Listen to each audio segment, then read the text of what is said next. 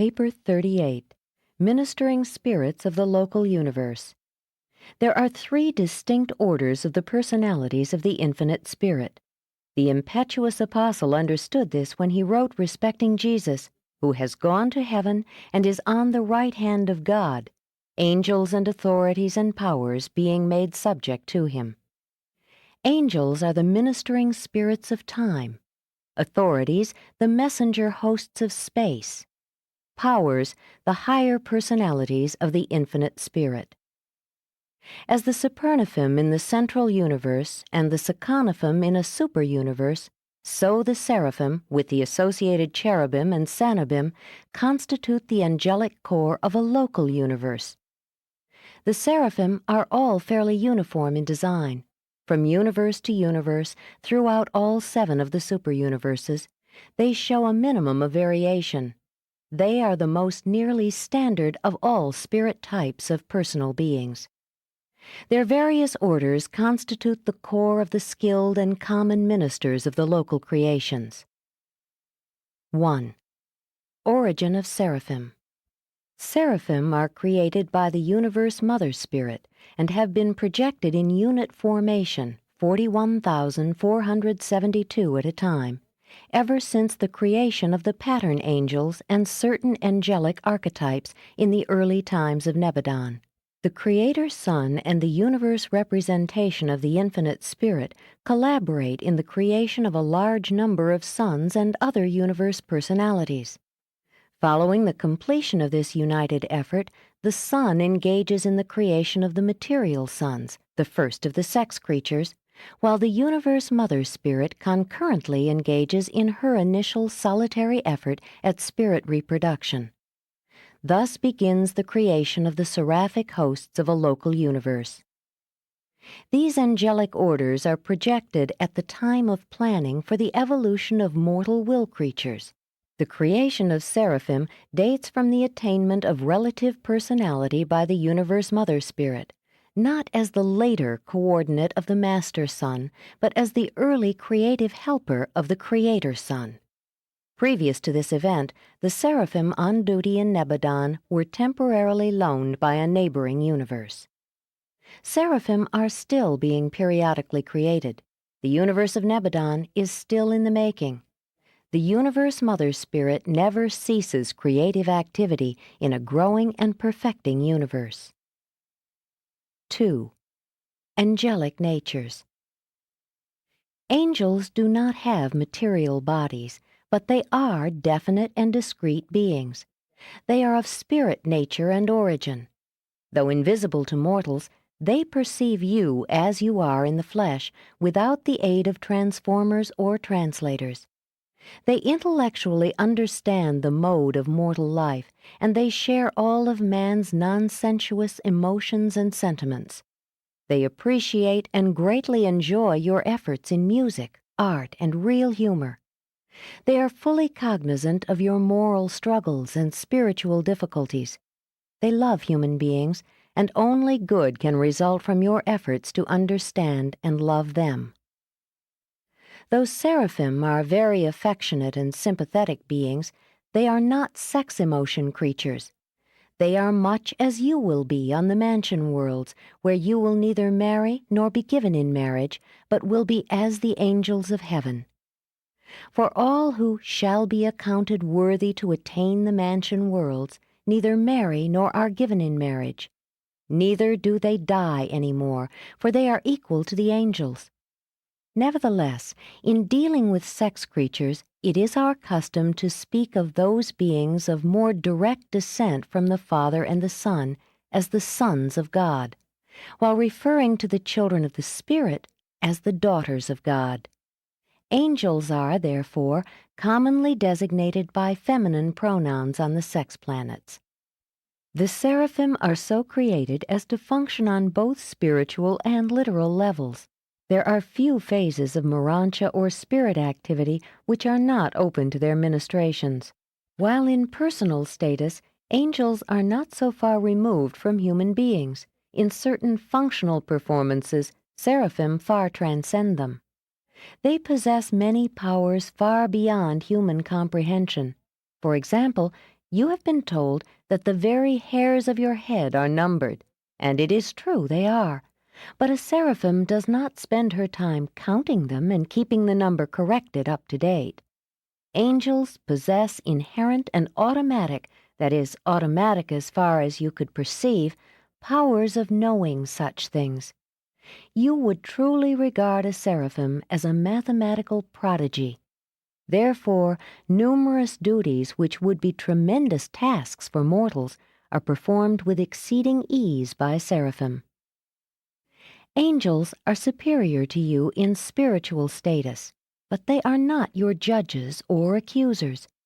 No matter what your faults, the angels, although greater in power and might, bring no accusation against you. Angels do not sit in judgment on mankind, neither should individual mortals prejudge their fellow creatures. You do well to love them, but you should not adore them.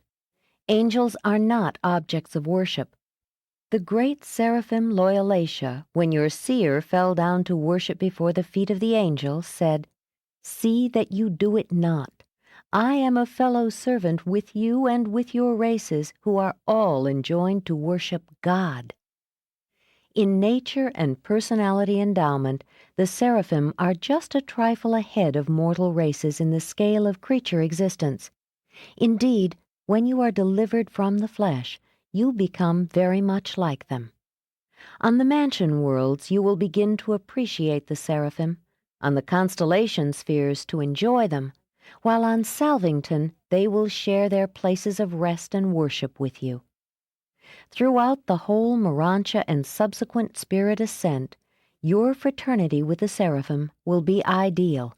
Your companionship will be superb. 3. Unrevealed angels. Numerous orders of spirit beings function throughout the domains of the local universe that are unrevealed to mortals, because they are in no manner connected with the evolutionary plan of paradise ascension. In this paper, the word angel is purposely limited to the designation of those seraphic and associated offspring of the universe mother spirit who are so largely concerned with the operation of the plans of mortal survival.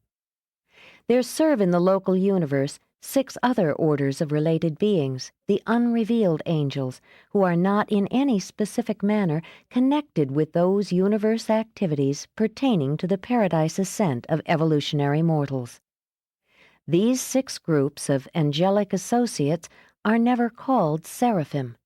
Neither are they referred to as ministering spirits. These personalities are wholly occupied with the administrative and other affairs of Nebadon, engagements which are in no way related to man's progressive career of spiritual ascent and perfection attainment. 4. The seraphic worlds. The 9th group of 7 primary spheres in the Salvington circuit are the worlds of the seraphim. Each of these worlds has 6 tributary satellites, whereon are the special schools devoted to all phases of seraphic training. While the seraphim have access to all 49 worlds comprising this group of Salvington spheres, they exclusively occupy only the first cluster of 7. The remaining 6 clusters are occupied by the 6 orders of angelic associates unrevealed on Urantia. Each such group maintains headquarters on one of these 6 primary worlds and carries on specialized activities on the 6 tributary satellites. Each angelic order has free access to all the worlds of these 7 diverse groups. These headquarters worlds are among the magnificent realms of Nebadon. The seraphic estates are characterized by both beauty and vastness. Here each seraphim has a real home, and home means the domicile of 2 seraphim. They live in pairs. Though not male and female as are the material sons and the mortal races, seraphim are negative and positive. In the majority of assignments, it requires 2 angels to accomplish the task. When they are not encircuited, they can work alone. Neither do they require complements of being when stationary. Ordinarily, they retain their original complements of being, but not necessarily. Such associations are primarily necessitated by function. They are not characterized by sex emotion, though they are exceedingly personal and truly affectionate. Besides designated homes, seraphim also have group, company, battalion, and unit headquarters. They foregather for reunions every millennium and are all present in accordance with the time of their creation. If a seraphim bears responsibilities which forbid absence from duty, she alternates attendance with her complement, being relieved by a seraphim of another birth date. Each seraphic partner is thereby present at least every other reunion. 5. Seraphic Training. Seraphim spend their first millennium as non-commissioned observers on Salvington and its associated world schools.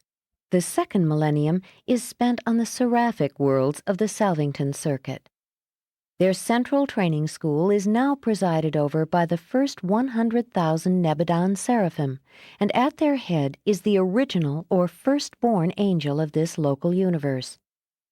The first created group of Nebadon seraphim were trained by a corps of 1,000 seraphim from Avalon. Subsequently, our angels have been taught by their own seniors. The Melchizedeks also have a large part in the education and training of all local universe angels, seraphim, cherubim, and sanabim. At the termination of this period of training on the seraphic worlds of Salvington, seraphim are mobilized in the conventional groups and units of the angelic organization and are assigned to some one of the constellations. They are not yet commissioned as ministering spirits, although they have well entered upon the pre-commissioned phases of angelic training. Seraphim are initiated as ministering spirits by serving as observers on the lowest of the evolutionary worlds. After this experience, they return to the associate worlds of the headquarters of the assigned constellation to begin their advanced studies, and more definitely to prepare for service in some particular local system. Following this general education, they are advanced to the service of some one of the local systems. On the architectural worlds associated with the capital of some Nebadon system, our seraphim complete their training and are commissioned as ministering spirits of time. When once seraphim are commissioned, they may range all Nebadon, even Orvanton, on assignment. Their work in the universe is without bounds and limitations. They are closely associated with the material creatures of the worlds and are ever in the service of the lower orders of spiritual personalities, making contact between these beings of the spirit world and the mortals of the material realms. 6. Seraphic Organization. After the second millennium of sojourn at seraphic headquarters, the seraphim are organized under chiefs into groups of 12 pairs, 24 seraphim, and 12 such groups constitute a company, 144 pairs, 288 seraphim, which is commanded by a leader. 12 companies under a commander constitute a battalion, 1,728 pairs, or 3,456 seraphim, and 12 battalions under a director equal a seraphic unit, 20,736 pairs, or 41,472 individuals, while 12 units, subject to the command of a supervisor, constitute a legion numbering 248,832 pairs, or 497,664 individuals. Jesus alluded to such a group of angels that night in the Garden of Gethsemane when he said, "I can even now ask my Father, and he will presently give me more than 12 legions of angels." 12 legions of angels comprise a host, numbering 2,985,984 pairs, or 5,971,968 individuals, and 12 such hosts, 35,831,808 pairs, or 71,663,616 individuals, make up the largest operating organization of seraphim, an angelic army. A seraphic host is commanded by an archangel or by some other personality of coordinate status, while the angelic armies are directed by the brilliant evening stars or by other immediate lieutenants of Gabriel. And Gabriel is the supreme commander of the armies of heaven, the chief executive of the sovereign of Nebadon, the Lord God of hosts. Though serving under the direct supervision of the Infinite Spirit as personalized on Salvington, since the bestowal of Michael on Urantia, Seraphim and all other local universe orders have become subject to the sovereignty of the Master Son. Even when Michael was born of the flesh on Urantia, there issued the super-universe broadcast to all Nebadon which proclaimed, "And let all the angels worship him." All ranks of angels are subject to his sovereignty. They are a part of that group which has been denominated his mighty angels. 7. Cherubim and Sanibim. In all essential endowments, cherubim and sanibim are similar to seraphim. They have the same origin, but not always the same destiny. They are wonderfully intelligent, marvelously efficient, touchingly affectionate, and almost human. They are the lowest order of angels, hence all the nearer of kin to the more progressive types of human beings on the evolutionary worlds. Cherubim and sanibim are inherently associated, functionally united. One is an energy-positive personality, the other energy-negative. The right-hand deflector or positively charged angel is the cherubim, the senior or controlling personality. The left-hand deflector or negatively charged angel is the sanibim, the complement of being. Each type of angel is very limited in solitary function, hence they usually serve in pairs. When serving independently of their seraphic directors, they are more than ever dependent on mutual contact and always function together. Cherubim and sanibim are the faithful and efficient aids of the seraphic ministers, and all 7 orders of seraphim are provided with these subordinate assistants. Cherubim and sanibim serve for ages in these capacities, but they do not accompany seraphim on assignments beyond the confines of the local universe. The cherubim and sanibim are the routine spirit workers on the individual worlds of the systems. On a non-personal assignment and in an emergency, they may serve in the place of a seraphic pair, but they never function even temporarily as attending angels to human beings. That is an exclusive seraphic privilege. When assigned to a planet, cherubim enter the local courses of training, including a study of planetary usages and languages. The ministering spirits of time are all bilingual, speaking the language of the local universe of their origin and that of their native super-universe. By study in the schools of the realms, they acquire additional tongues. Cherubim and sanibim, like seraphim and all other orders of spirit beings, are continuously engaged in efforts at self-improvement. Only such as the subordinate beings of power control and energy direction are incapable of progression. All creatures having actual or potential personality volition seek new achievements. Cherubim and sanibim are by nature very near the Urantia level of existence, and they prove to be most efficient in the borderland work of the physical, Urantial, and spiritual domains. These children of the local universe mother spirit are characterized by 4th creatures, much as are the Havona servitals and the conciliating commissions. Every 4th cherubim and every 4th sanibim are quasi-material, very definitely resembling the Urantia level of existence. These angelic 4th creatures are of great assistance to the seraphim in the more literal phases of their universe and planetary activities. Such Urantia cherubim also perform many indispensable borderline tasks on the Urantia training worlds and are assigned to the service of the Urantia companions in large numbers. They are to the Urantia spheres about what the midway creatures are to the evolutionary planets. On the inhabited worlds, these Urantia cherubim frequently work in liaison with the midway creatures. Cherubim and midway creatures are distinctly separate orders of beings. They have dissimilar origins, but they disclose great similarity in nature and function. 8. Evolution of cherubim and cenobim. Numerous avenues of advancing service are open to cherubim and cenobim, leading to an enhancement of status, which may be still further augmented by the embrace of the divine minister. There are 3 great classes of cherubim and cenobim with regard to evolutionary potential. 1. Ascension candidates. These beings are by nature candidates for seraphic status.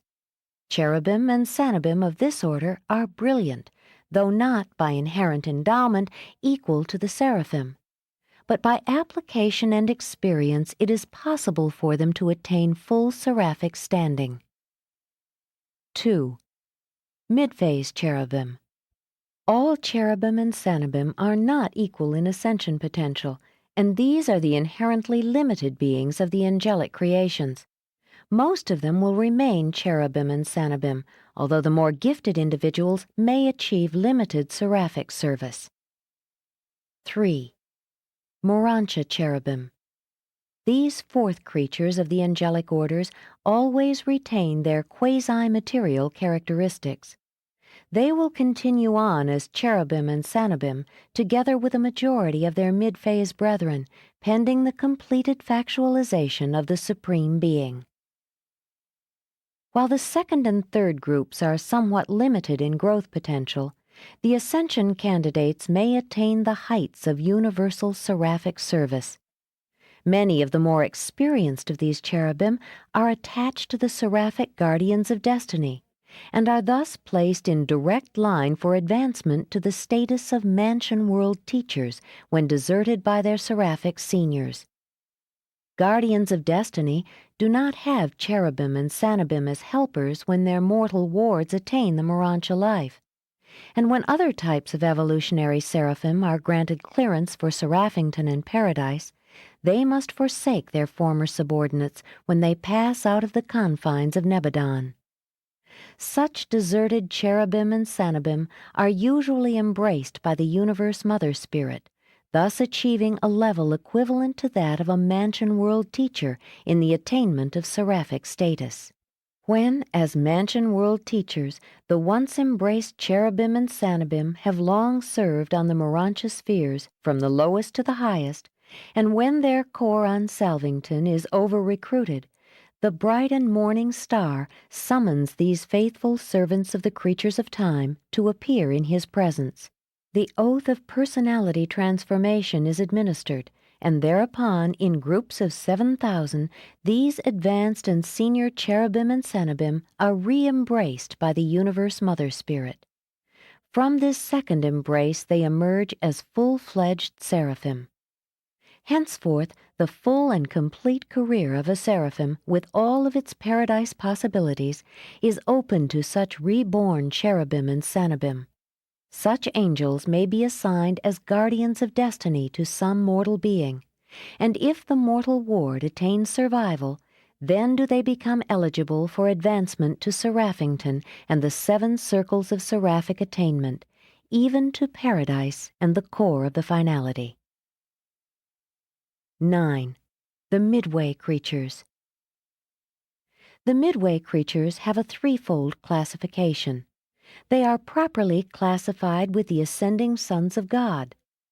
They are factually grouped with the orders of permanent citizenship, while they are functionally reckoned with the ministering spirits of time because of their intimate and effective association with the angelic hosts in the work of serving mortal man on the individual worlds of space. These unique creatures appear on the majority of the inhabited worlds and are always found on the decimal or life experiment planets, such as Urantia.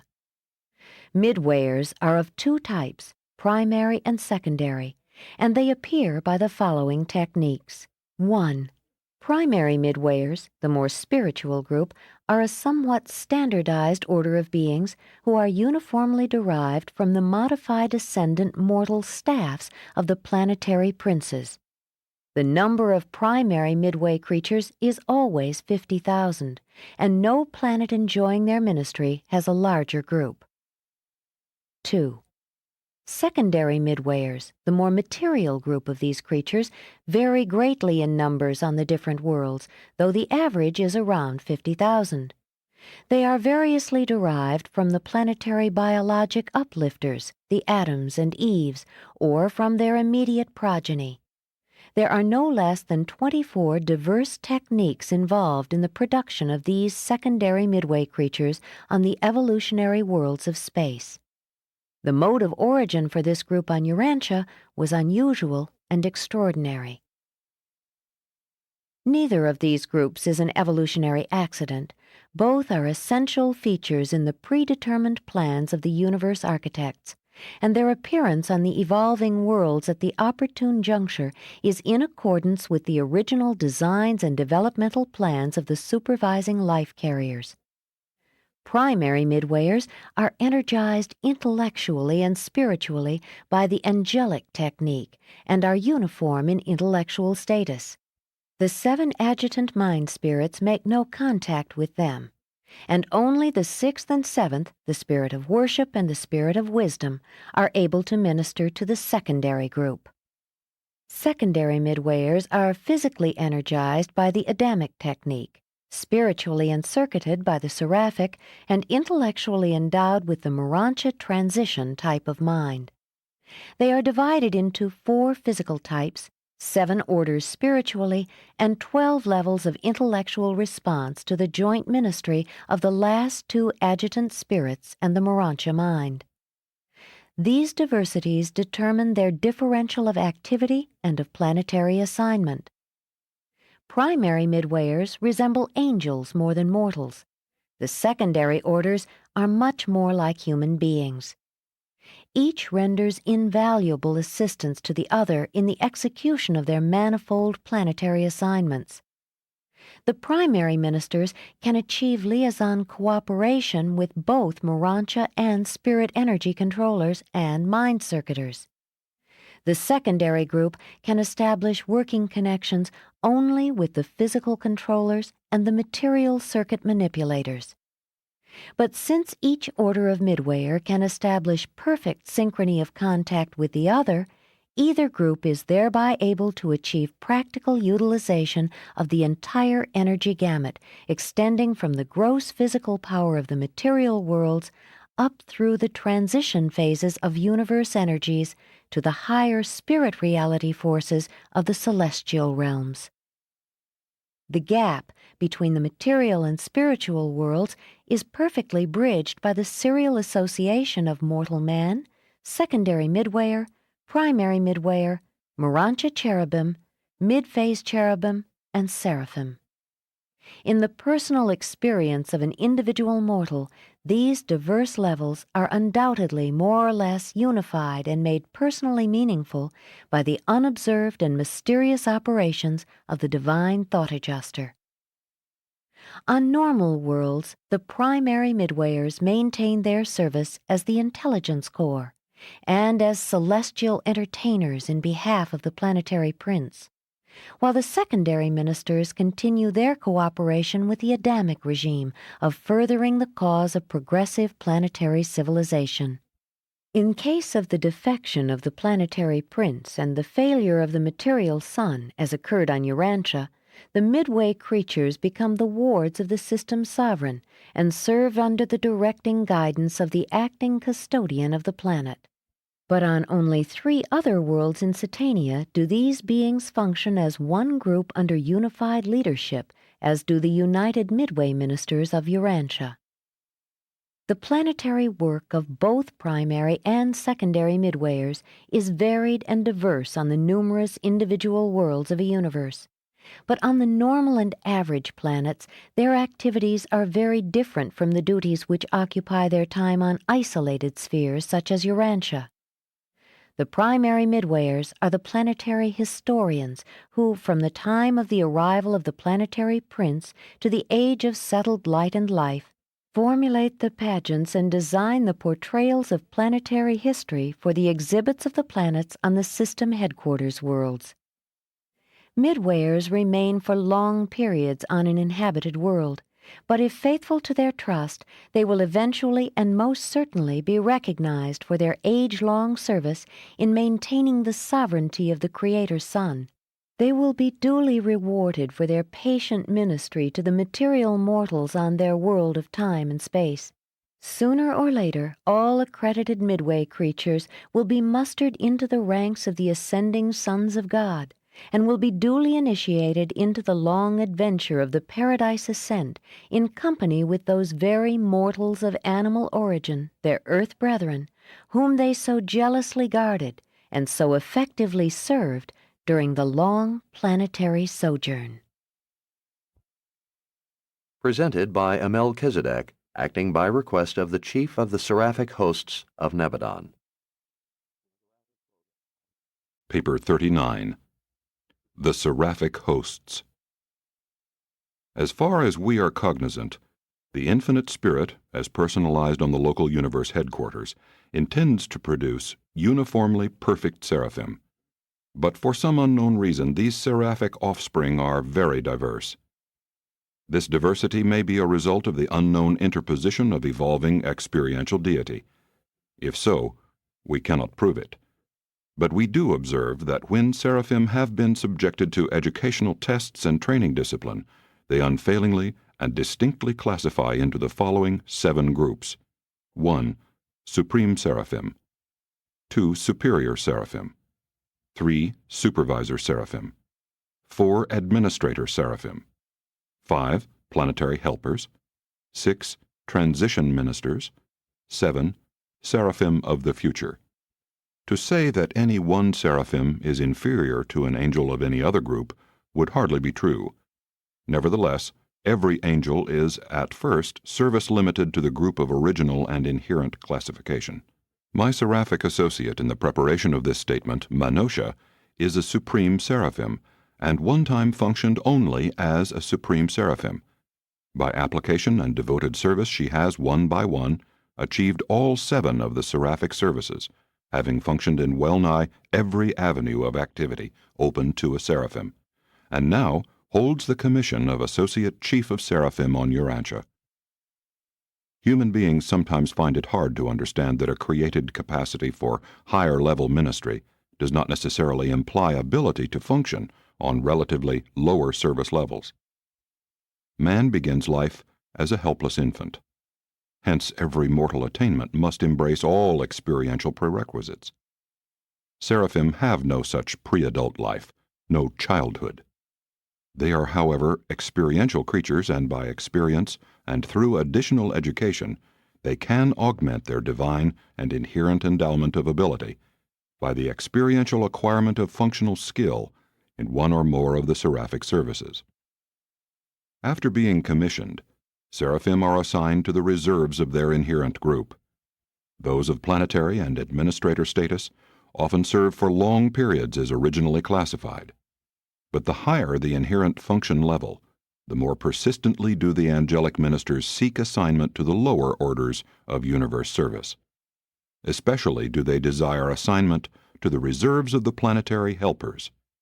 And if successful, they enroll in the celestial schools attached to the headquarters of the planetary prince of some evolutionary world. Here they begin the study of languages, history, and local habits of the races of mankind. Seraphim must acquire knowledge and gain experience much as do human beings. They are not far removed from you in certain personality attributes, and they all crave to start at the bottom on the lowest possible level of ministry. Thus may they hope to achieve the highest possible level of experiential destiny. 1. Supreme Seraphim. These seraphim are the highest of the 7 revealed orders of local universe angels. They function in 7 groups, each of which is closely associated with the angelic ministers of the seraphic core of completion. 1. Sun Spirit Ministers. The first group of the Supreme Seraphim are assigned to the service of the high sons and spirit origin beings resident and functioning in the local universe. This group of angelic ministers also serve the universe sun and the universe spirit, and are closely affiliated with the intelligence core of the bright and morning star, the universe chief executive of the united wills of the Creator Sun and the Creative Spirit. Being of assignment to the high sons and spirits, these seraphim are naturally associated with the far-flung services of the Paradise Avenals, the divine offspring of the Eternal Sun and the Infinite Spirit. The Paradise Avenals are always attended on all magisterial and bestowal missions by this high and experienced order of seraphim, who are at such times devoted to organizing and administering the special work connected with the termination of one planetary dispensation and the inauguration of a new age. But they are not concerned in the work of adjudication which might be incidental to such a change in dispensations. Bestowal attendants. Paradise Avenals, but not Creator Sons, when on a bestowal mission, are always accompanied by a corps of 144 bestowal attendants. These 144 angels are the chiefs of all other Sun Spirit ministers who may be associated with a bestowal mission. There might possibly be legions of angels subject to the command of an incarnated Son of God on a planetary bestowal, but all these seraphim would be organized and directed by the 144 bestowal attendants. Higher orders of angels, Supernaphim and Sekanaphim, might also form a part of the attending host, and though their missions are distinct from those of the seraphim, all these activities would be coordinated by the bestowal attendants. These bestowal attendants are completion seraphim. They have all traversed the circles of Seraphington and have attained the seraphic core of completion, and they have been further especially trained to meet the difficulties and to cope with the emergencies associated with the bestowals of the sons of God for the advancement of the children of time. Such seraphim have all achieved paradise and the personal embrace of the second source and center, the Eternal Sun. Seraphim equally crave assignment to the missions of the incarnated sons and attachment as destiny guardians to the mortals of the realms. The latter is the surest seraphic passport to paradise, while the bestowal attendants have achieved the highest local universe service of the completion seraphim of paradise attainment. 2. Court advisors. These are the seraphic advisors and helpers attached to all orders of adjudication, from the conciliators up to the highest tribunals of the realm. It is not the purpose of such tribunals to determine punitive sentences, but rather to adjudicate honest differences of opinion and to decree the everlasting survival of ascending mortals. Herein lies the duty of the court advisors, to see that all charges against mortal creatures are stated in justice and adjudicated in mercy. In this work they are closely associated with the high commissioners, spirit-fused ascendant mortals serving in the local universe. The seraphic court advisors serve extensively as defenders of mortals. Not that there ever exists any disposition to be unfair to the lowly creatures of the realms, but while justice demands the adjudication of every default in the climb towards divine perfection, mercy requires that every such misstep be fairly adjudged, in accordance with the creature nature and the divine purpose. These angels are the exponents and exemplification of the element of mercy inherent in divine justice, of fairness based on the knowledge of the underlying facts of personal motives and racial tendencies. This order of angels serves from the councils of the planetary princes to the highest tribunals of the local universe, while their associates of the seraphic core of completion function in the higher realms of Orvonton, even to the courts of the Ancients of Days on Uversa. 3. Universe Orientators. These are the true friends and postgraduate counselors of all those ascending creatures who are pausing for the last time on Salvington, in their universe of origin, as they stand on the brink of the spirit adventure stretching out before them in the vast super-universe of Orvonton. And at such a time, many an ascender has a feeling which mortals could understand only by comparison with the human emotion of nostalgia. Behind lie the realms of achievement, realms grown familiar by long service and Urantia attainment. Ahead, lies the challenging mystery of a greater and vaster universe. It is the task of the universe orientators to facilitate the passage of the ascending pilgrims from the attained to the unattained level of universe service, to help these pilgrims in making those kaleidoscopic adjustments in the comprehension of meanings and values inherent in the realization that a first-stage spirit being stands not at the end and climax of the local universe Urantia ascent, but rather at the very bottom of the long ladder of spiritual ascent to the Universal Father on Paradise. Many of the Seraphington graduates, members of the Seraphic Corps of Completion, who are associated with these seraphim, engage in extensive teaching in certain Salvington schools concerned with the preparation of the creatures of Nebadon for the relationships of the next universe age. 4. The Teaching Counselors. These angels are the invaluable assistants of the spiritual teaching corps of the local universe. Teaching counselors are secretaries to all orders of teachers, from the Melchizedeks and the Trinity teacher sons, down to the Urantia mortals who are assigned as helpers, to those of their kind who are just behind them in the scale of ascendant life. You will first see these associate teaching seraphim on some one of the 7 mansion worlds surrounding Jerusalem. These seraphim become associates of the division chiefs of the numerous educational and training institutions of the local universes, and they are attached in large numbers to the faculties of the 7 training worlds of the local systems and of the 70 educational spheres of the constellations. These ministrations extend on down to the individual worlds. Even the true and consecrated teachers of time are assisted and often attended by these counselors of the Supreme Seraphim. The 4th creature bestowal of the Creator Son was in the likeness of a teaching counselor of the Supreme Seraphim of Nebadon. 5. Directors of Assignment. A body of 144 Supreme Seraphim is elected from time to time by the angels serving on the evolutionary and on the architectural spheres of creature habitation. This is the highest angelic council on any sphere, and it coordinates the self-directed phases of seraphic service and assignment.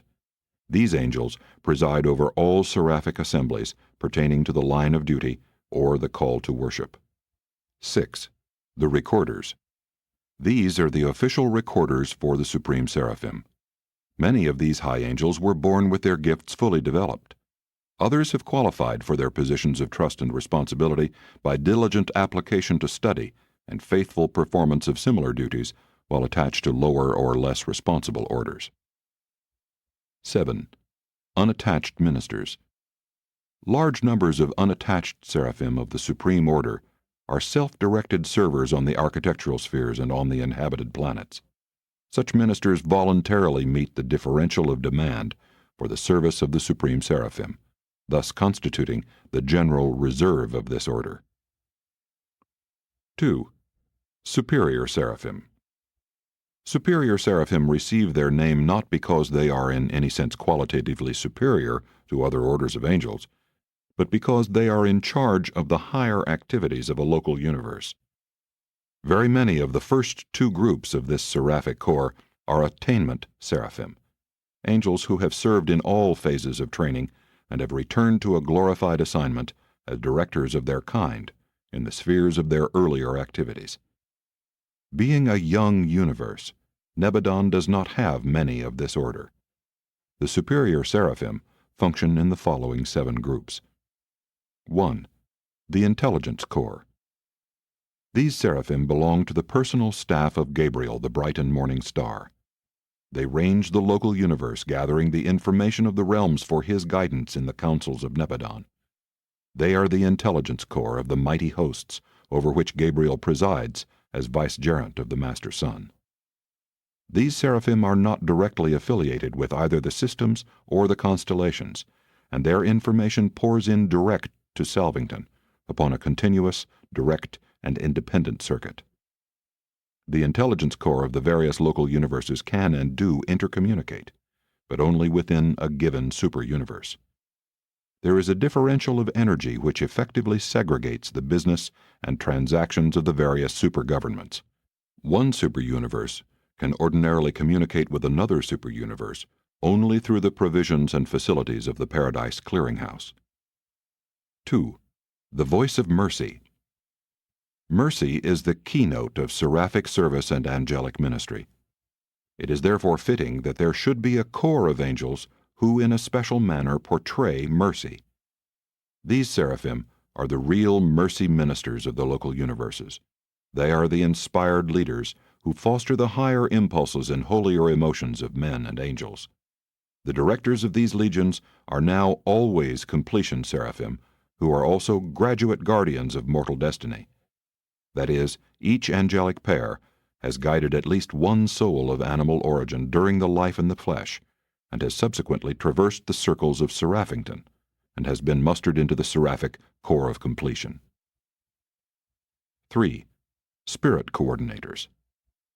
The third group of superior seraphim are based on Salvington but function in the local universe anywhere they can be of fruitful service. While their tasks are essentially spiritual and therefore beyond the real understanding of human minds, you will perhaps grasp something of their ministry to mortals if it is explained that these angels are entrusted with the task of preparing the ascendant sojourners on Salvington for their last transition in the local universe, from the highest Urantia level to the status of newborn spirit beings. As the mind planners on the mansion worlds help the surviving creature to adjust to and make effective use of the potentials of Urantia mind, so do these seraphim instruct the Urantia graduates on Salvington regarding the newly attained capacities of the mind of the spirit. And they serve the ascendant mortals in many other ways. 4. Assistant Teachers. The assistant teachers are the helpers and associates of their fellow seraphim, the teaching counselors. They are also individually connected with the extensive educational enterprises of the local universe, especially with the sevenfold scheme of training operative on the mansion worlds of the local systems. A marvelous corps of this order of seraphim functions on Urantia for the purpose of fostering and furthering the cause of truth and righteousness. 5. The Transporters. All groups of ministering spirits have their transport corps, angelic orders dedicated to the ministry of transporting those personalities who are unable, of themselves, to journey from one sphere to another. The fifth group of the superior seraphim are headquartered on Salvington and serve as space traversers to and from the headquarters of the local universe. Like other subdivisions of the superior seraphim, some were created as such, while others have risen from the lower or less endowed groups. The energy range of seraphim is wholly adequate for local universe and even for super-universe requirements, but they could never withstand the energy demands entailed by such a long journey as that from Uversa to Havona. Such an exhaustive journey requires the special powers of a primary seconophim of transport endowments. Transporters take on energy for flight while in transit and recuperate personal power at the end of the journey. Even on Salvington, ascending mortals do not possess personal transit forms.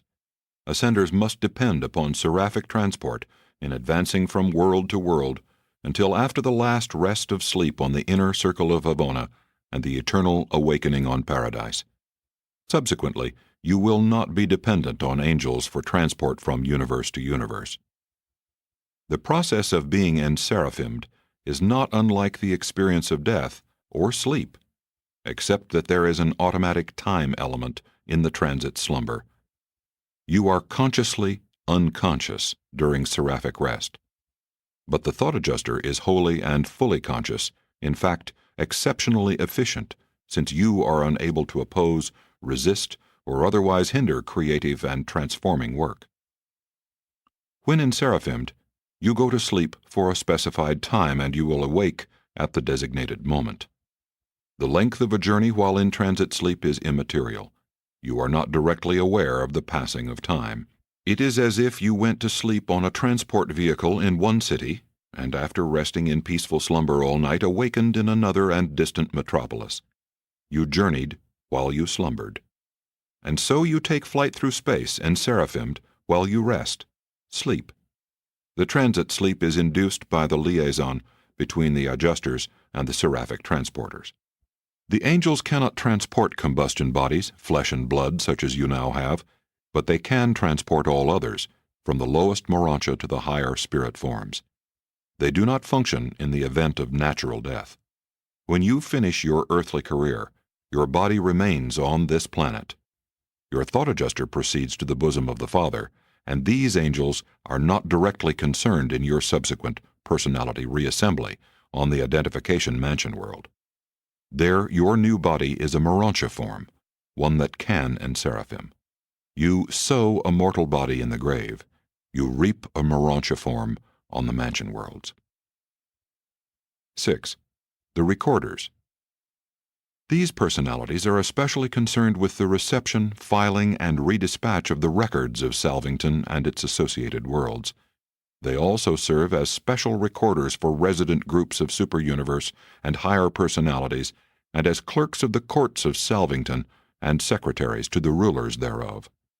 Broadcasters, receivers, and dispatchers are a specialized subdivision of the seraphic recorders, being concerned with the dispatch of records and with the dissemination of essential information. Their work is of a high order, being so multi-circuited that 144,000 messages can simultaneously traverse the same lines of energy. They adapt the higher ideographic techniques of the superaphic chief recorders, and with these common symbols maintain reciprocal contact with both the intelligence coordinators of the tertiary seraphim and the glorified intelligence coordinators of the seraphic corps of completion. Seraphic recorders of the superior order thus effect a close liaison with the intelligence corps of their own order and with all subordinate recorders, while the broadcasts enable them to maintain constant communication with the higher recorders of the superuniverse, and through this channel with the recorders of Havona and the custodians of knowledge on Paradise. Many of the superior order of recorders are seraphim ascended from similar duties in lower sections of the universe. 7. The reserves. Large reserves of all types of the superior seraphim are held on Salvington, instantly available for dispatch to the farthermost worlds of Nebadon, as they are requisitioned by the directors of assignment and upon the request of the universe administrators. The reserves of superior seraphim also furnish messenger aids upon requisition by the chief of the brilliant evening stars, who is entrusted with the custody and dispatch of all personal communications.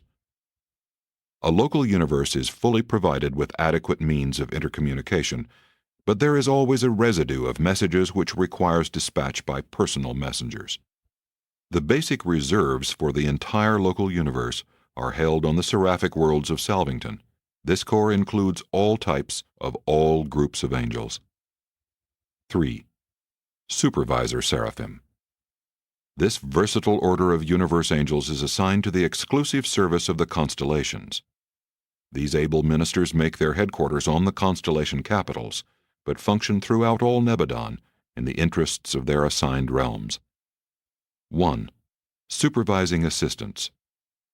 The first order of the supervising seraphim are assigned to the collective work of the constellation fathers, and they are the ever-efficient helpers of the Most Highs. These seraphim are primarily concerned with the unification and stabilization of a whole constellation. 2. Law Forecasters. The intellectual foundation of justice is law, and in a local universe, law originates in the legislative assemblies of the constellations. These deliberative bodies codify and formally promulgate the basic laws of Nebadon, laws designed to afford the greatest possible coordination of a whole constellation, consistent with the fixed policy of non-infringement of the moral free will of personal creatures. It is the duty of the second order of supervisor seraphim to place before the constellation lawmakers a forecast of how any proposed enactment would affect the lives of free will creatures.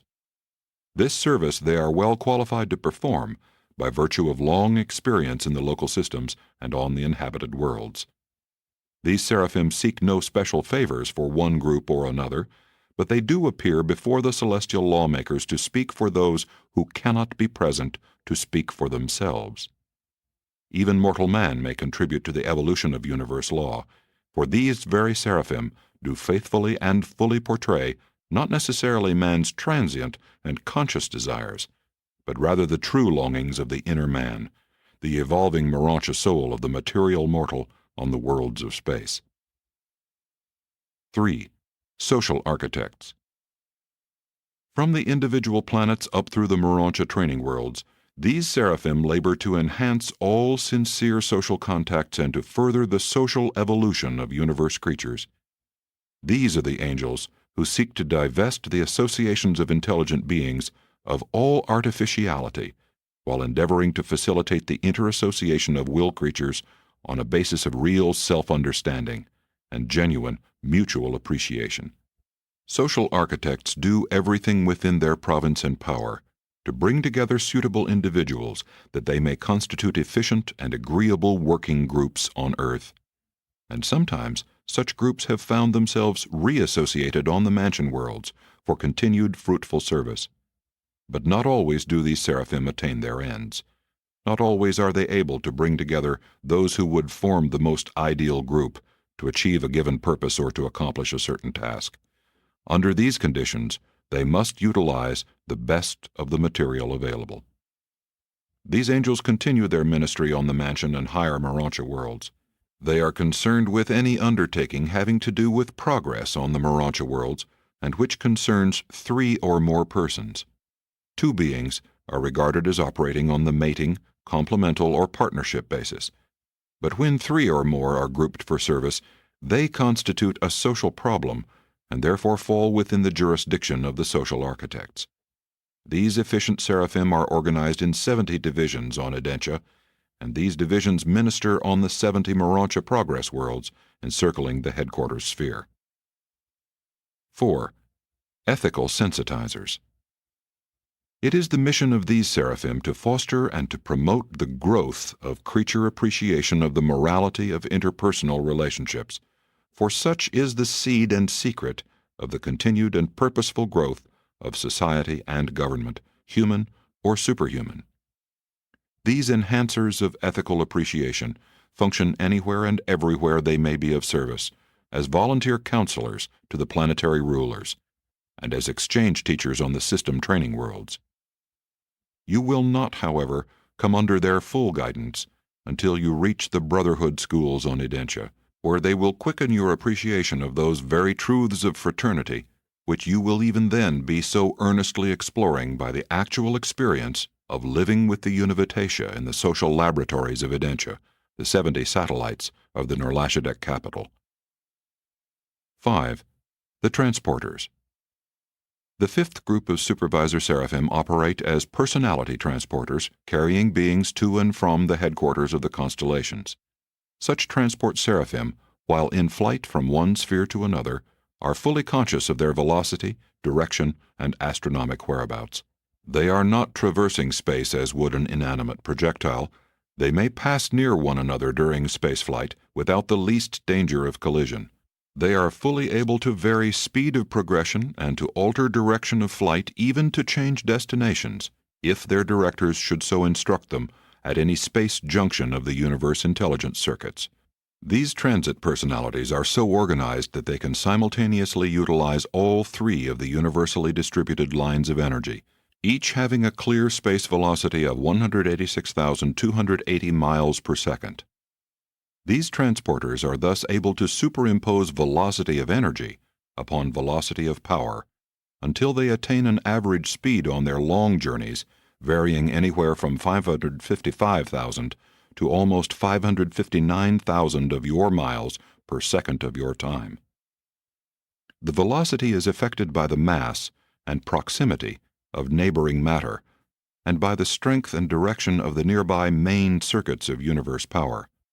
There are numerous types of beings similar to the seraphim who are able to traverse space and who also are able to transport other beings who have been properly prepared. 6. The recorders. The 6th order of supervising seraphim act as the special recorders of constellation affairs.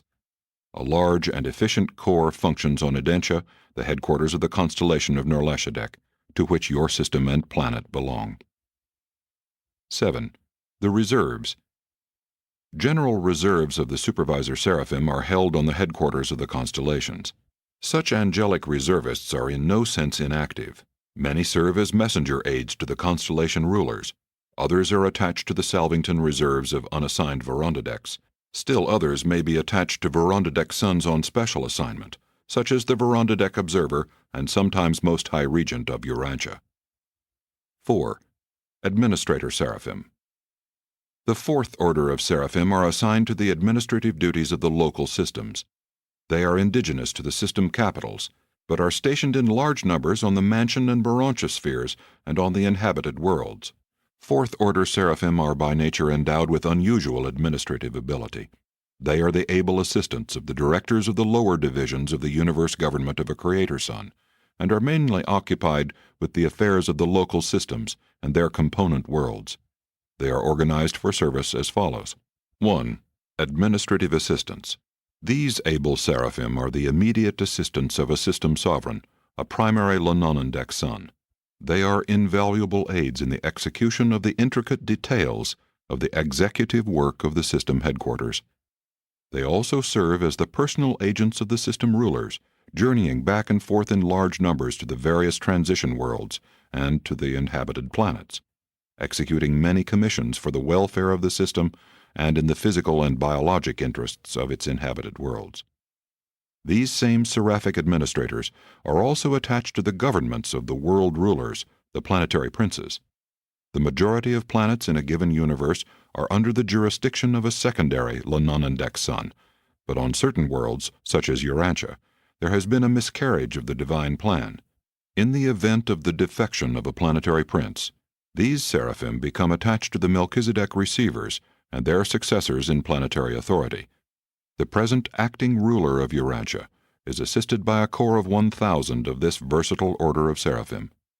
2. Justice Guides. These are the angels who present the summary of evidence concerning the eternal welfare of men and angels when such matters come up for adjudication in the tribunals of a system or a planet. They prepare the statements for all preliminary hearings involving mortal survival, statements which are subsequently carried with the records of such cases to the higher tribunals of the universe and the superuniverse. The defense of all cases of doubtful survival is prepared by these Seraphim, who have a perfect understanding of all the details of every feature of every count in the indictments drawn by the administrators of universe justice. It is not the mission of these angels to defeat or to delay justice, but rather to ensure that unerring justice is dealt out with generous mercy in fairness to all creatures. These Seraphim often function on the local worlds, commonly appearing before the referee trios of the conciliating commissions, the courts for minor misunderstandings. Many who at one time served as justice guides in the lower realms later appear as voices of mercy in the higher spheres and on Salvington. In the Lucifer rebellion in Satania, very few of the justice guides were lost, but more than 1/4 of the other administrator Seraphim and of the lower orders of seraphic ministers were misled and deluded by the sophistries of unbridled personal liberty. 3. Interpreters of cosmic citizenship.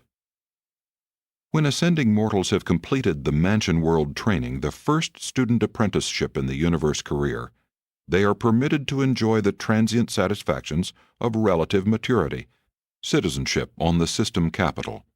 While the attainment of each ascendant goal is a factual achievement, in the larger sense such goals are simply milestones on the long ascending path to paradise.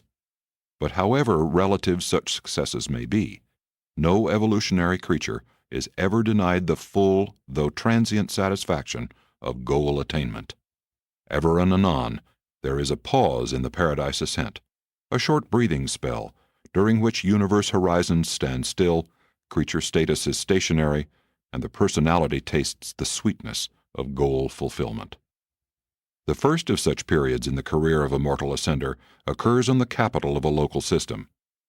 During this pause, you will, as a citizen of Jerusalem, attempt to express in creature life those things which you have acquired during the 8 preceding life experiences, embracing Urantia and the 7 mansion worlds. The seraphic interpreters of cosmic citizenship guide the new citizens of the system capitals and quicken their appreciation of the responsibilities of universe government.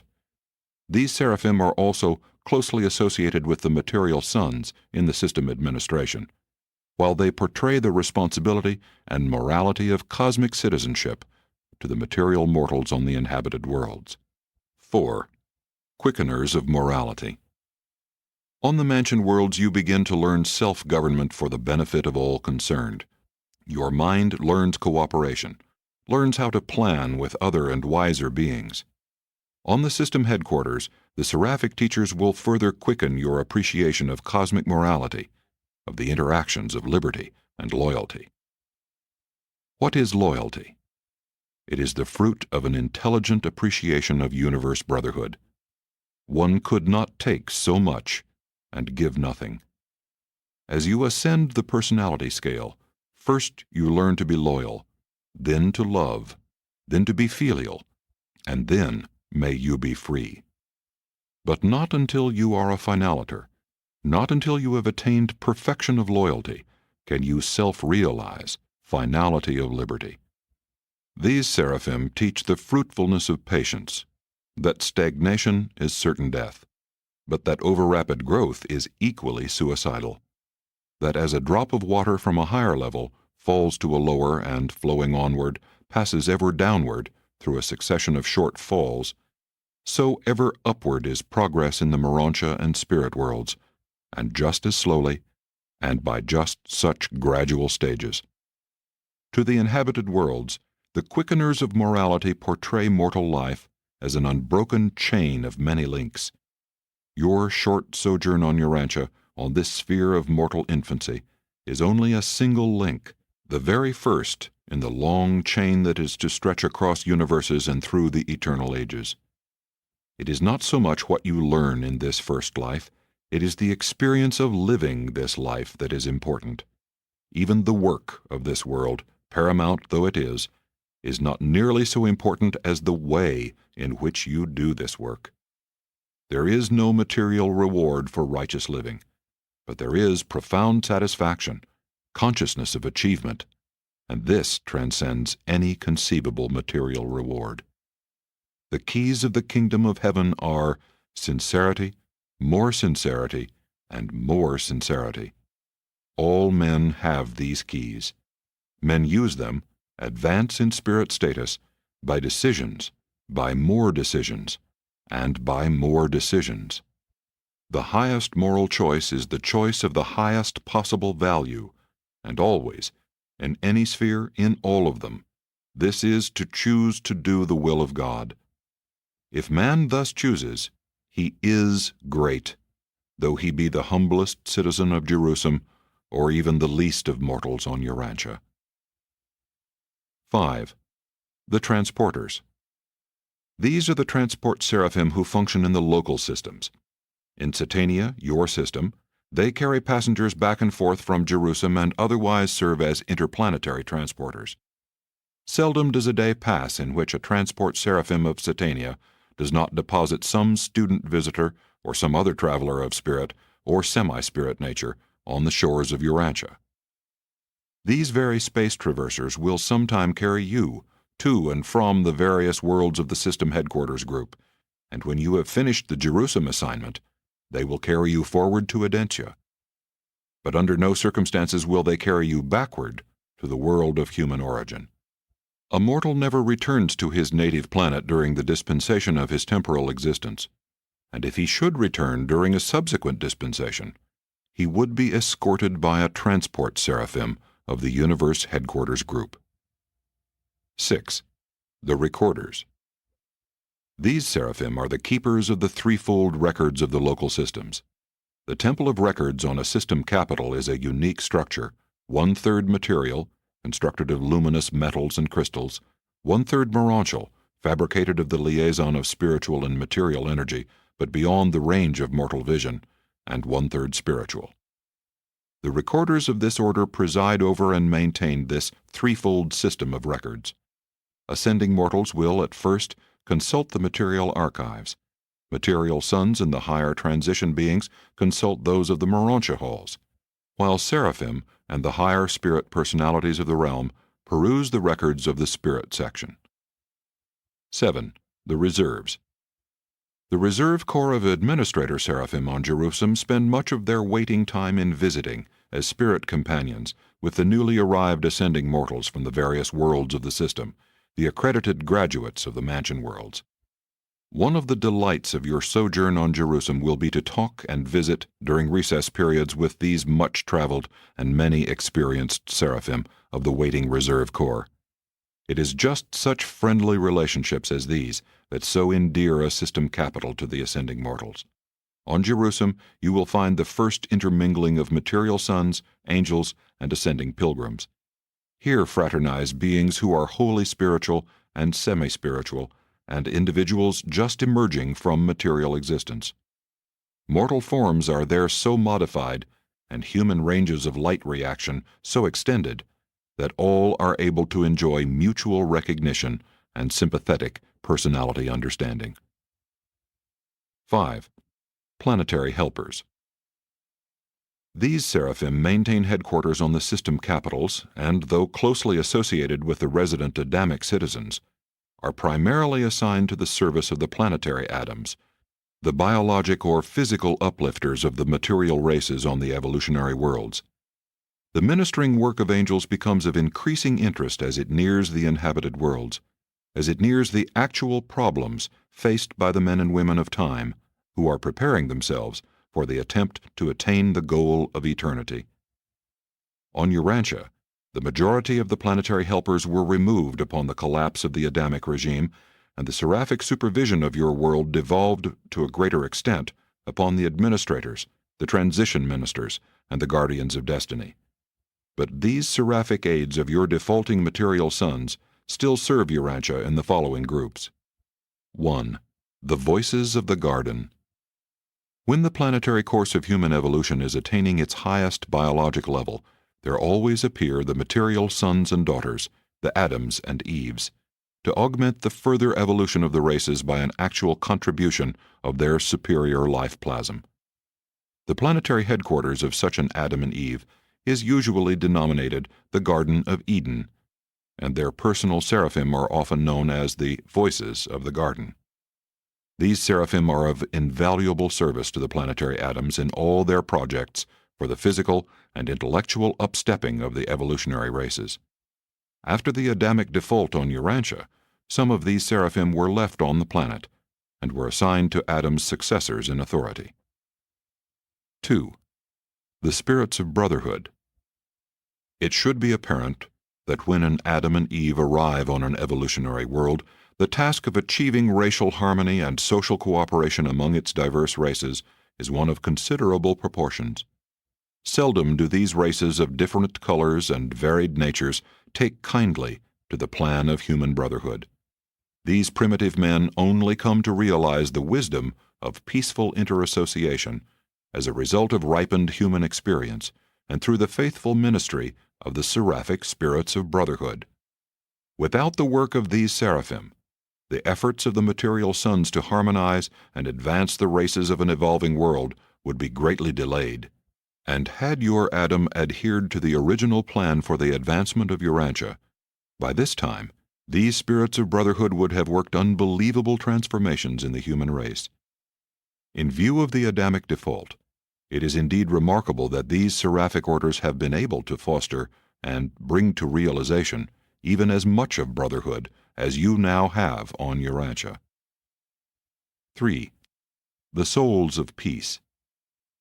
The early millenniums of the upward strivings of evolutionary men are marked by many a struggle. Peace is not the natural state of the material realms.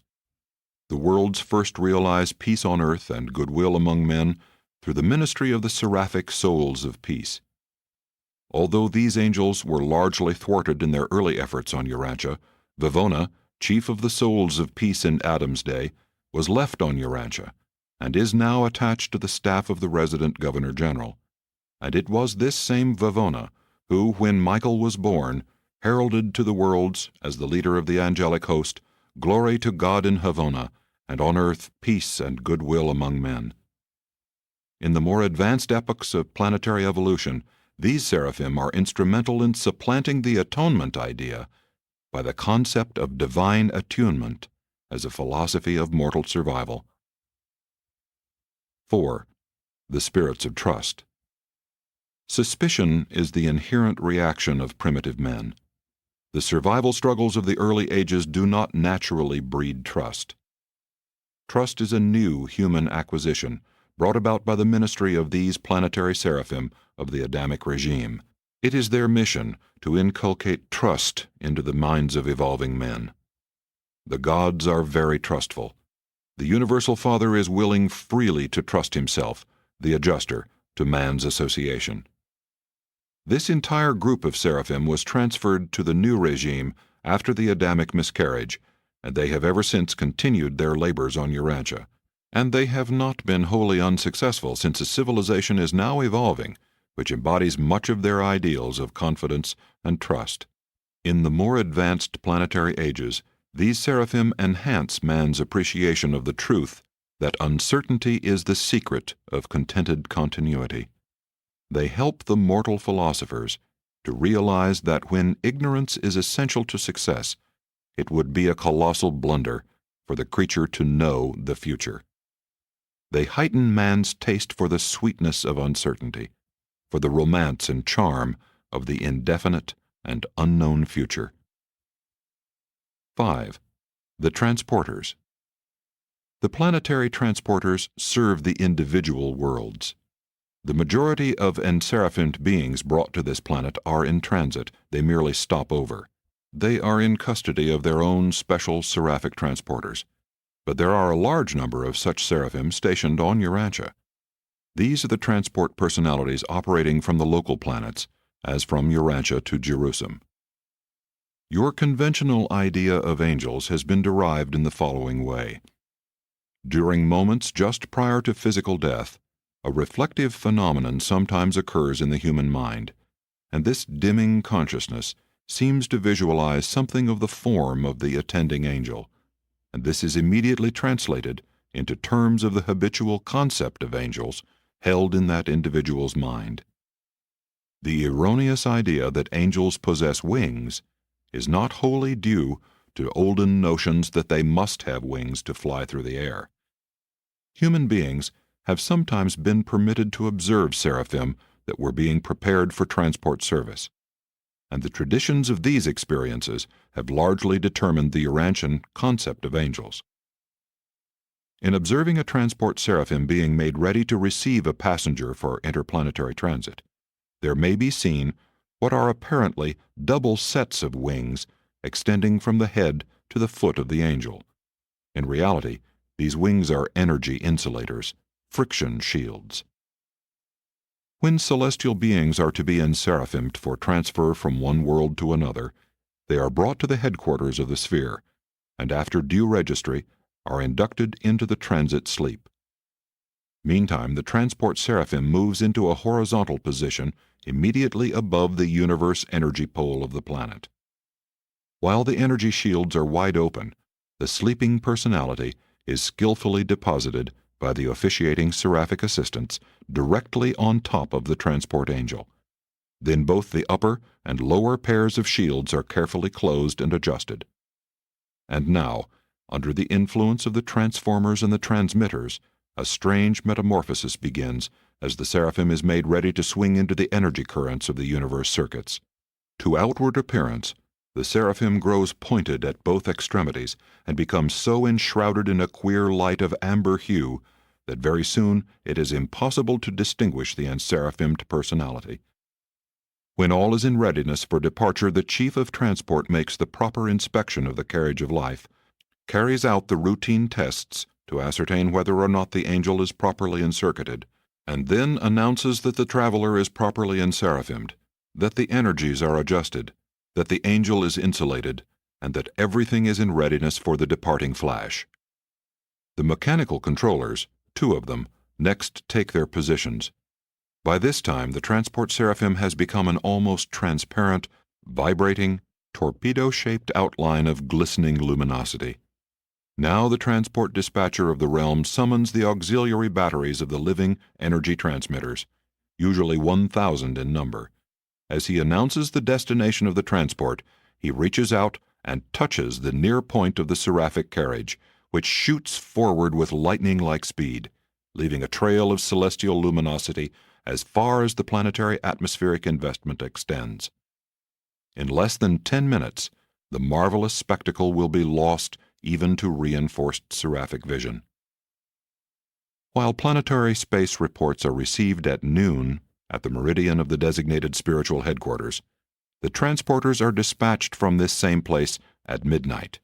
That is the most favorable time for departure and is the standard hour when not otherwise specified. 6.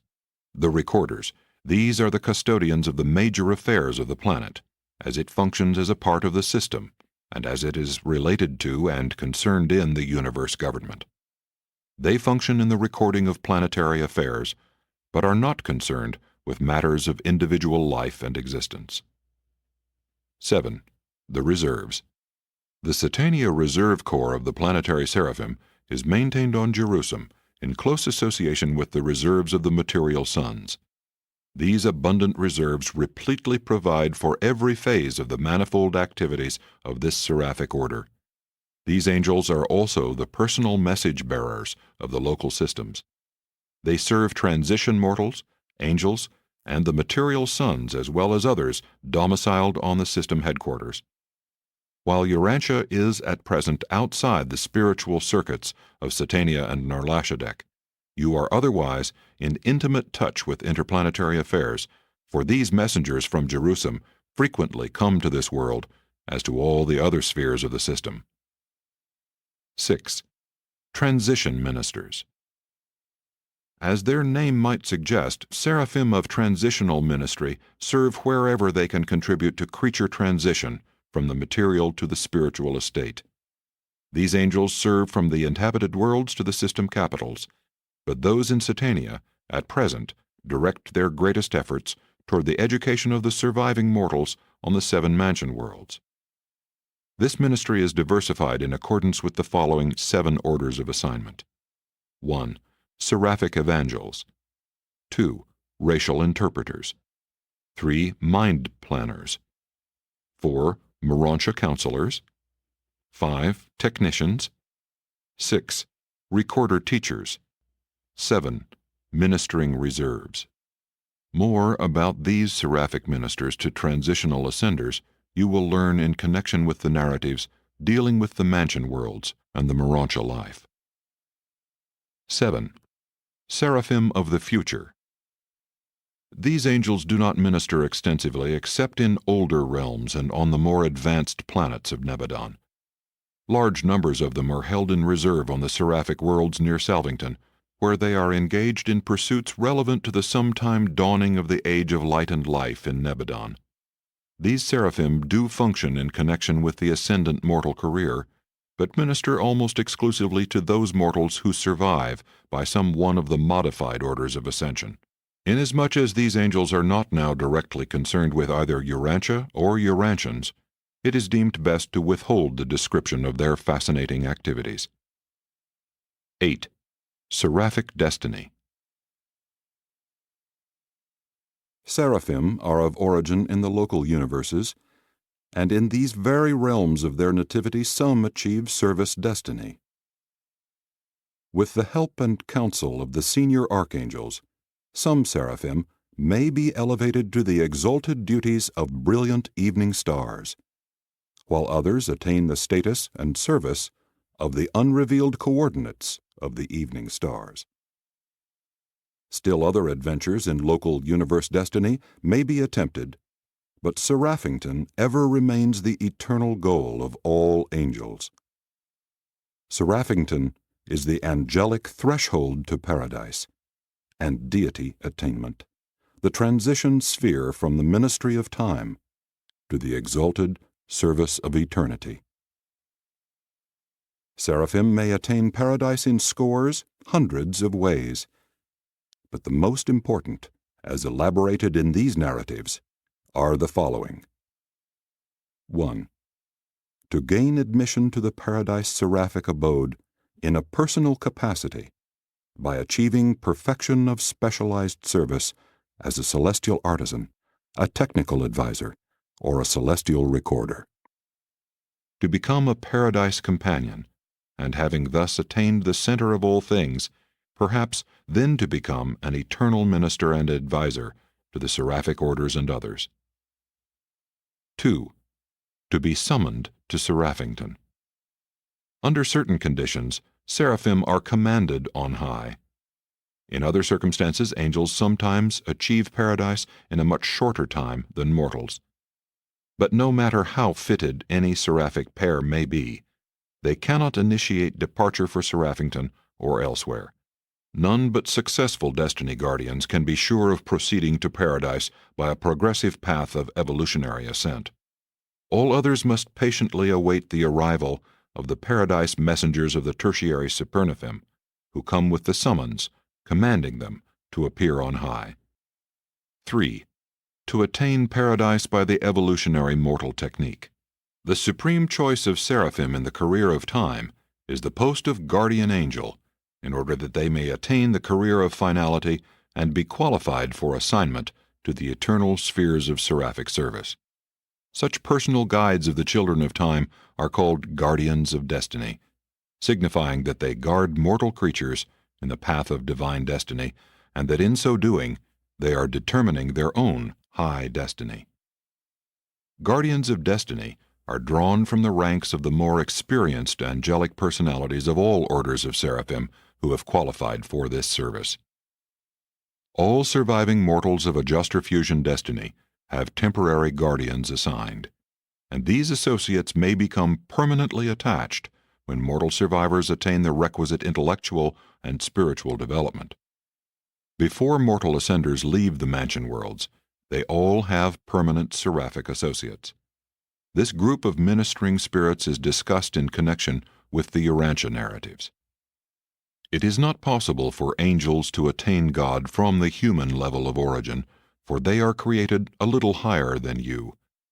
But it has been wisely arranged that while they cannot possibly start up from the very bottom, the spiritual lowlands of mortal existence, they may go down to those who do start from the bottom, and pilot such creatures step by step, world by world, to the portals of Havona. When mortal ascenders leave Uversa to begin the circles of Havona, those guardians of attachment subsequent to the life in the flesh will bid their pilgrim associates a temporary farewell while they journey to Seraphington, the angelic destination of the grand universe. Here will these guardians attempt and undoubtedly achieve the 7 circles of seraphic light. Many, but not all, of those seraphim assigned as destiny guardians during the material life accompany their mortal associates through the Havona circles, and certain other seraphim pass through the circuits of the central universe in a way that is wholly different from the mortal ascent. But irrespective of the route of ascent, all evolutionary seraphim traverse Seraphington, and the majority pass through this experience instead of the Havona circuits. Seraphington is the destiny sphere for angels, and their attainment of this world is quite different from the experiences of the mortal pilgrims on Ascendington. Angels are not absolutely sure of their eternal future until they have attained Seraphington. No angel attaining Seraphington has ever been known to go astray. Sin will never find response in the heart of a seraphim of completion. The graduates of Seraphington are variously assigned. Destiny guardians of Havona circle experience usually enter the mortal finaliter corps. Other guardians, having passed their Havona separation tests, frequently rejoin their mortal associates on paradise, and some become the everlasting associates of the mortal finaliters, while others enter the various non-mortal finaliter corps, and many are mustered into the corps of seraphic completion. 9. The corps of seraphic completion. After attainment of the Father of Spirits and admission to the seraphic service of completion, angels are sometimes assigned to the ministry of worlds settled in light and life. They gain attachment to the high trinitized beings of the universes and to the exalted services of Paradise and Havona. These seraphim of the local universes have experientially compensated the differential in divinity potential, formerly setting them apart from the ministering spirits of the central and super universes. Angels of the seraphic corps of completion serve as associates of the superuniverse Seconophim and as assistants to the high Paradise Havona orders of Supernophim. For such angels, the career of time is finished. Henceforth and forever, they are the servants of God, the consorts of divine personalities, and the peers of the Paradise Finaliters. Large numbers of the completion seraphim return to their native universes, there to complement the ministry of divine endowment by the ministry of experiential perfection. Nebadon is, comparatively speaking, one of the younger universes, and therefore does not have so many of these returned Seraphington graduates as would be found in an older realm. Nonetheless, our local universe is adequately supplied with the completion seraphim, for it is significant that the evolutionary realms disclose increasing need for their services as they near the status of light and life. Completion seraphim now serve more extensively with the supreme orders of seraphim, but some serve with each of the other angelic orders. Even your world enjoys the extensive ministry of 12 specialized groups of the seraphic corps of completion. These master seraphim of planetary supervision accompany each newly commissioned planetary prince to the inhabited worlds. Many fascinating avenues of ministry are open to the completion seraphim, but just as they all craved assignment as destiny guardians in the pre-paradise days, so in the post-paradise experience, they most desire to serve as bestowal attendants of the incarnated paradise sons. They are still supremely devoted to that universal plan of starting the mortal creatures of the evolutionary worlds out upon the long and enticing journey towards the paradise goal of divinity and eternity. Throughout the whole mortal adventure of finding God and of achieving divine perfection, these spirit ministers of seraphic completion, together with the faithful ministering spirits of time, are always and forever your true friends and unfailing helpers. Presented by Melchizedek, acting by request of the Chief of the Seraphic Hosts of Nebadon. Paper 40. The Ascending Sons of God. As in many of the major groups of universe beings, 7 general classes of the ascending sons of God have been revealed. 1. Father-fused mortals. 2. Son-fused mortals. 3. Spirit-fused mortals. 4. Evolutionary seraphim. 5. Ascending material sons. 6. Translated midwayers. 7. Personalized adjusters.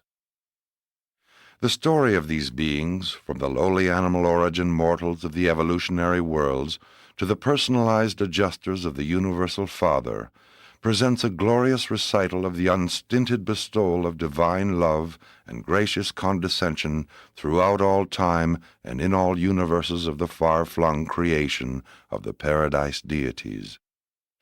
These presentations begin with a description of the deities, and group by group the narrative has descended the universal scale of living beings until it has reached the lowest order of life, endowed with the potential of immortality. And now am I dispatched from Salvington, one time a mortal of origin on an evolutionary world of space, to elaborate and continue the recital of the eternal purpose of the gods respecting the ascending orders of sonship, more particularly with regard to the mortal creatures of time and space. Since the greater part of this narrative will be devoted to a discussion of the 3 basic orders of ascending mortals, consideration will first be given to the non-mortal ascending orders of sonship: seraphic, Adamic, midwayer, and adjuster. 1. Evolutionary seraphim. Mortal creatures of animal origin are not the only beings privileged to enjoy sonship. The angelic hosts also share the supernal opportunity to attain paradise. Guardian seraphim, through experience and service with the ascending mortals of time, also achieve the status of ascendant sonship. Such angels attain paradise through Seraphington, and many are even mustered into the corps of mortal finality. To climb to the supernal heights of finaliter sonship with God is a masterly achievement for an angel, an accomplishment far transcending your attainment of eternal survival through the plan of the eternal Son and the ever-present help of the indwelling adjuster. But the guardian seraphim, and occasionally others, do actually effect such ascensions. 2. Ascending material sons. The material sons of God are created in the local universe along with the Melchizedeks and their associates, who are all classified as descending sons. And indeed, the planetary atoms, the material sons and daughters of the evolutionary worlds, are descending sons, coming down to the inhabited worlds from their spheres of origin, the capitals of the local systems. When such an Adam and Eve are wholly successful in their joint planetary mission as biologic uplifters, they share the destiny of the inhabitants of their worlds. When such a world is settled in the advanced stages of light and life, this faithful material son and daughter are permitted to resign all planetary administrative duties, and after thus liberated from the descending adventure, they are permitted to register themselves as perfected material sons on the records of the local universe. Likewise, when planetary assignment is long delayed, may the material sons of stationary status, the citizens of the local systems, withdraw from the activities of their status spheres, and similarly register as perfected material sons. After these formalities, such liberated Adams and Eves are accredited as ascending sons of God, and may immediately begin the long journey to Havona and Paradise, starting at the exact point of their then present status and spiritual attainment. And they make this journey in company with the mortal and other ascending sons, continuing until they have found God and have achieved the core of mortal finality in the eternal service of the paradise deities. 3. Translated midwayers. Although deprived of the immediate benefits of the planetary bestowals of the descending sons of God, though the paradise ascent is long deferred, nevertheless, soon after an evolutionary planet has attained the intermediate epochs of light and life, if not before, both groups of midway creatures are released from planetary duty.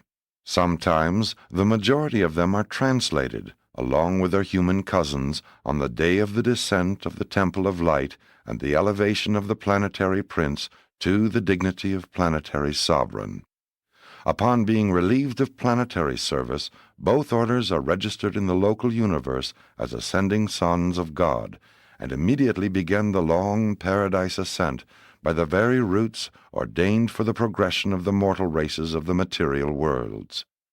The primary group are destined to various finaliter corps, but the secondary or Adamic midwayers are all routed for enrollment in the mortal corps of finality. 4. Personalized adjusters.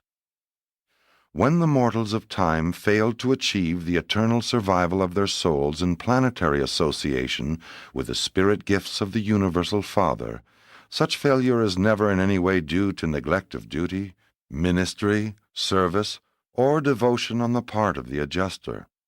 At mortal death, such deserted monitors return to Divinington, and subsequently, following the adjudication of the non-survivor, they may be reassigned to the worlds of time and space. Sometimes, after repeated services of this sort, or following some unusual experience, such as functioning as the indwelling adjuster of an incarnated bestowal son, these efficient adjusters are personalized by the Universal Father. Personalized adjusters are beings of a unique and unfathomable order. Originally, of existential pre-personal status, they have experientialized by participation in the lives and careers of the lowly mortals of the material worlds. And since the personality bestowed upon these experienced thought adjusters takes origin and has its wellspring in the Universal Father's personal and continuing ministry of the bestowals of experiential personality upon his creature creation, these personalized adjusters are classified as ascending sons of God, the highest of all such orders of sonship. 5. Mortals of time and space.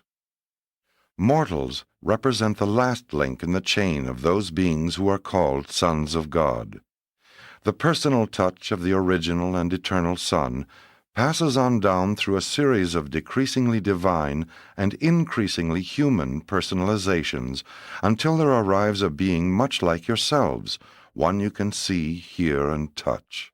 And then you are made spiritually aware of the great truth which your faith may grasp, sonship with the eternal God. Likewise does the original and infinite Spirit, by a long series of decreasingly divine and increasingly human orders, draw nearer and nearer to the struggling creatures of the realms, reaching the limit of expression in the angels, than whom you were created but a little lower, who personally guard and guide you in the life journey of the mortal career of time. God the Father does not, cannot, thus downstep himself to make such near personal contact with the almost limitless number of ascending creatures throughout the universe of universes. But the Father is not deprived of personal contact with his lowly creatures. You are not without the divine presence. Although God the Father cannot be with you by direct personality manifestation, he is in you and of you in the identity of the indwelling thought adjusters, the divine monitors. Thus does the Father, who is the farthest from you in personality and in spirit, draw the nearest to you in the personality circuit and in the spirit touch of inner communion with the very souls of his mortal sons and daughters. Spirit identification constitutes the secret of personal survival and determines the destiny of spiritual ascension. And since the thought adjusters are the only spirits of fusion potential to be identified with man during the life in the flesh, the mortals of time and space are primarily classified in accordance with their relation to these divine gifts, the indwelling mystery monitors. This classification is as follows. 1. Mortals of the transient or experiential adjuster sojourn. 2. Mortals of the non-adjuster fusion types. 3. Mortals of adjuster fusion potential. Series 1. Mortals of the transient or experiential adjuster sojourn. This series designation is temporary for any evolving planet, being used during the early stages of all inhabited worlds except those of the second series. Mortals of Series 1 inhabit the worlds of space during the earlier epochs of the evolution of mankind and embrace the most primitive types of human minds. On many worlds, like pre-Adamic Urantia, great numbers of the higher and more advanced types of primitive men acquire survival capacity but fail to attain adjuster fusion. For ages upon ages, before man's ascent to the level of higher spiritual volition, the adjusters occupy the minds of these struggling creatures during their short lives in the flesh, and the moment such will creatures are indwelt by adjusters, the group guardian angels begin to function. While these mortals of the first series do not have personal guardians, they do have group custodians. An experiential adjuster remains with a primitive human being throughout his entire lifetime in the flesh. The adjusters contribute much to the advancement of primitive men, but are unable to form eternal unions with such mortals. This transient ministry of the adjusters accomplishes two things. First, they gain valuable and actual experience in the nature and working of the evolutionary intellect, an experience which will be invaluable in connection with later contacts on other worlds with beings of higher development. Second, the transient sojourn of the adjusters contributes much toward preparing their mortal subjects for possible subsequent spirit fusion. All God-seeking souls of this type achieve eternal life through the spiritual embrace of the Mother Spirit of the local universe, thus becoming ascending mortals of the local universe regime. Many persons from pre-Adamic Urantia were thus advanced to the mansion worlds of Satania. The gods who ordained that mortal man should climb to higher levels of spiritual intelligence through long ages of evolutionary trials and tribulations take note of his status and needs at every stage of the ascent, and always are they divinely fair and just, even charmingly merciful in the final judgments of these struggling mortals of the early days of the evolving races. Series 2, Mortals of the Non-Adjuster Fusion Types. These are specialized types of human beings who are not able to effect eternal union with their indwelling adjusters. Type classification among the 1, 2, and 3-brained races is not a factor in adjuster fusion. All such mortals are akin, but these non-adjuster fusion types are a wholly different and markedly modified order of will creatures. Many of the non-breathers belong to this series, and there are numerous other groups who do not ordinarily fuse with adjusters. Like Series Number 1, each member of this group enjoys the ministry of a single adjuster during lifetime in the flesh. During temporal life, these adjusters do everything for their subjects of temporary indwelling that is done on other worlds where the mortals are of fusion potential. The mortals of this second series are often indwelt by virgin adjusters, but the higher human types are often in liaison with masterful and experienced monitors. In the ascendant plan for upstepping the animal origin creatures, these beings enjoy the same devoted service of the sons of God as is extended to the Urantia type of mortals. Seraphic cooperation with adjusters on the non-fusion planets is just as fully provided as on the worlds of fusion potential. The guardians of destiny minister on such spheres just as on Urantia, and similarly function at the time of mortal survival, at which time the surviving soul becomes spirit-fused. When you encounter these modified mortal types on the mansion worlds, you will find no difficulty in communicating with them. There they speak the same system language, but by a modified technique. These beings are identical with your order of creature life in spirit and personality manifestations, differing only in certain physical features and in the fact that they are non-fusible with thought adjusters. As to just why this type of creature is never able to fuse with the adjusters of the Universal Father, I am unable to say. Some of us incline to the belief that the life carriers, in their efforts to formulate beings capable of maintaining existence in an unusual planetary environment, are confronted with the necessity of making such radical modifications in the universe plan of intelligent will creatures that it becomes inherently impossible to bring about permanent union with the adjusters. Often have we asked, is this an intended or an unintended part of the ascension plan? But we have not found the answer. Series 3, Mortals of Adjuster Fusion Potential. All father-fused mortals are of animal origin, just like the Urantia races. They embrace mortals of the 1-brained, 2-brained, and 3-brained types of adjuster fusion potential. Urantians are of the intermediate or 2-brained type, being in many ways humanly superior to the 1-brained groups, but definitely limited in comparison with the 3-brained orders. These 3 types of physical brain endowment are not factors in adjuster bestowal, in seraphic service, or in any other phase of spirit ministry. The intellectual and spiritual differential between the 3 brain types characterizes individuals who are otherwise quite alike in mind endowment and spiritual potential, being greatest in the temporal life and tending to diminish as the mansion worlds are traversed one by one. From the system headquarters on, the progression of these 3 types is the same, and their eventual paradise destiny is identical. The Unnumbered Series. These narratives cannot possibly embrace all of the fascinating variations in the evolutionary worlds.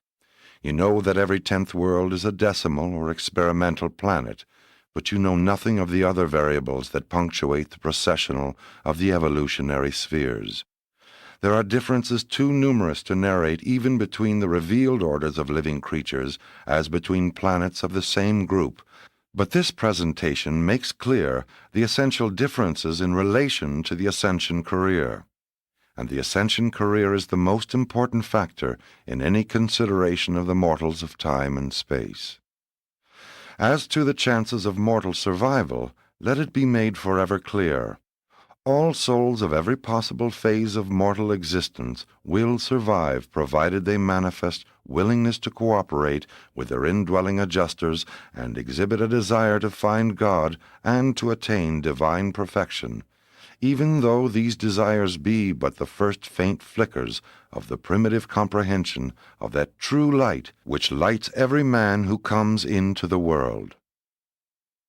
6. The Faith Sons of God. The mortal races stand as the representatives of the lowest order of intelligent and personal creation. You mortals are divinely beloved, and every one of you may choose to accept the certain destiny of a glorious experience, but you are not yet by nature of the divine order. You are wholly mortal. You will be reckoned as ascending sons the instant fusion takes place, but the status of the mortals of time and space is that of faith sons prior to the event of the final amalgamation of the surviving mortal soul with some type of eternal and immortal spirit. It is a solemn and supernal fact that such lowly and material creatures as Urantia human beings are the sons of God, faith children of the highest. Behold, what manner of love the Father has bestowed upon us, that we should be called the sons of God. As many as received him, to them gave he the power to recognize that they are the sons of God. While it does not yet appear what you shall be, even now you are the faith sons of God.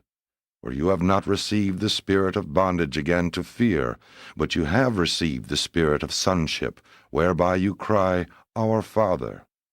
Spoke the prophet of old in the name of the eternal God, Even to them will I give in my house a place and a name better than sons. I will give them an everlasting name, one that shall not be cut off. And because you are sons, God has sent forth the Spirit of his Son into your hearts.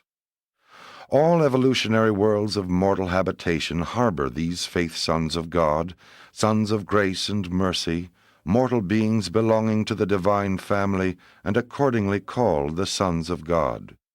Urantia mortals are entitled to regard themselves as being the sons of God because, 1. You are sons of spiritual promise, faith sons. You have accepted the status of sonship. You believe in the reality of your sonship, and thus does your sonship with God become eternally real. 2. A Creator Son of God became one of you. He is your elder brother, in fact. And if in spirit you become truly related brothers of Christ, the victorious Michael, then in spirit must you also be sons of that Father which you have in common, even the universal Father of all. 3. You are sons because the Spirit of a Son has been poured out upon you, has been freely and certainly bestowed upon all Urantia races.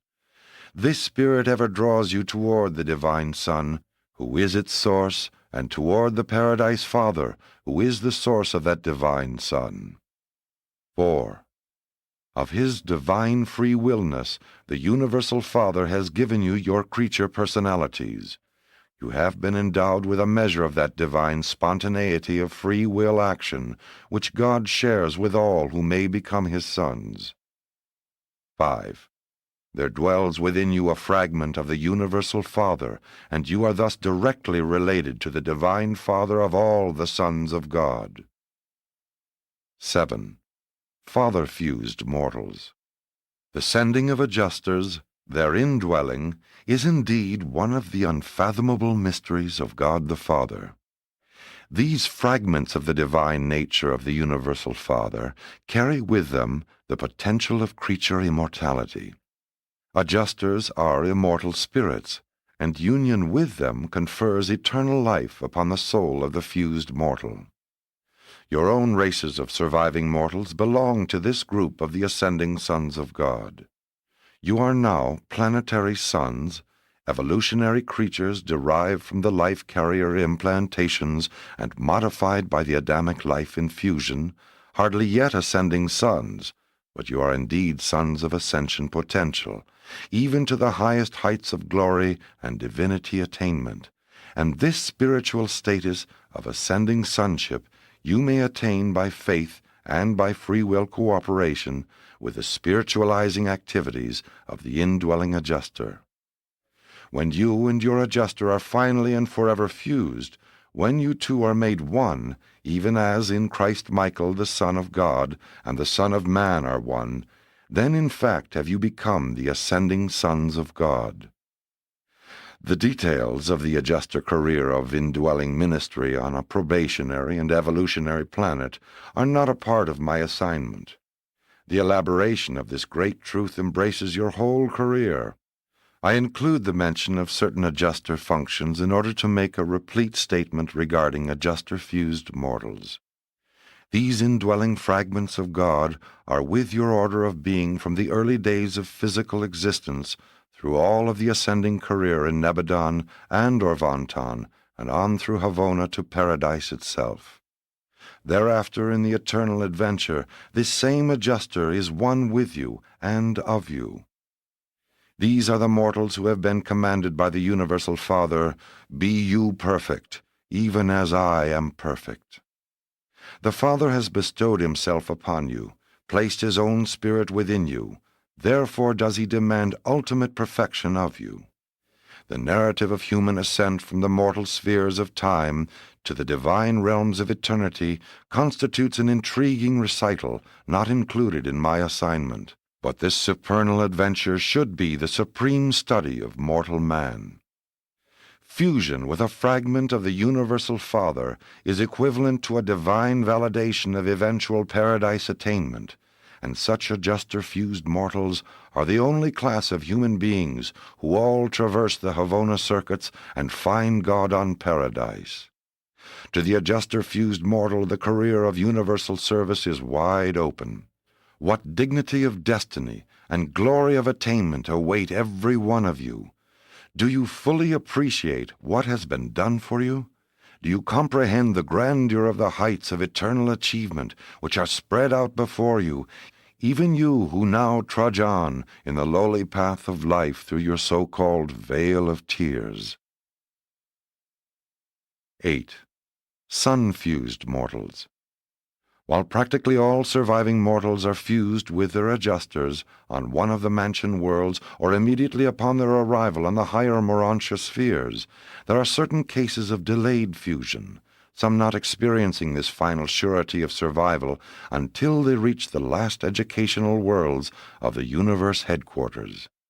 And a few of these mortal candidates for never-ending life utterly fail to attain identity fusion with their faithful adjusters. Such mortals have been deemed worthy of survival by the adjudicational authorities, and even their adjusters, by returning from Divinington, have concurred in their ascension to the mansion worlds. Such beings have ascended through a system, a constellation, and through the educational worlds of the Salvington Circuit.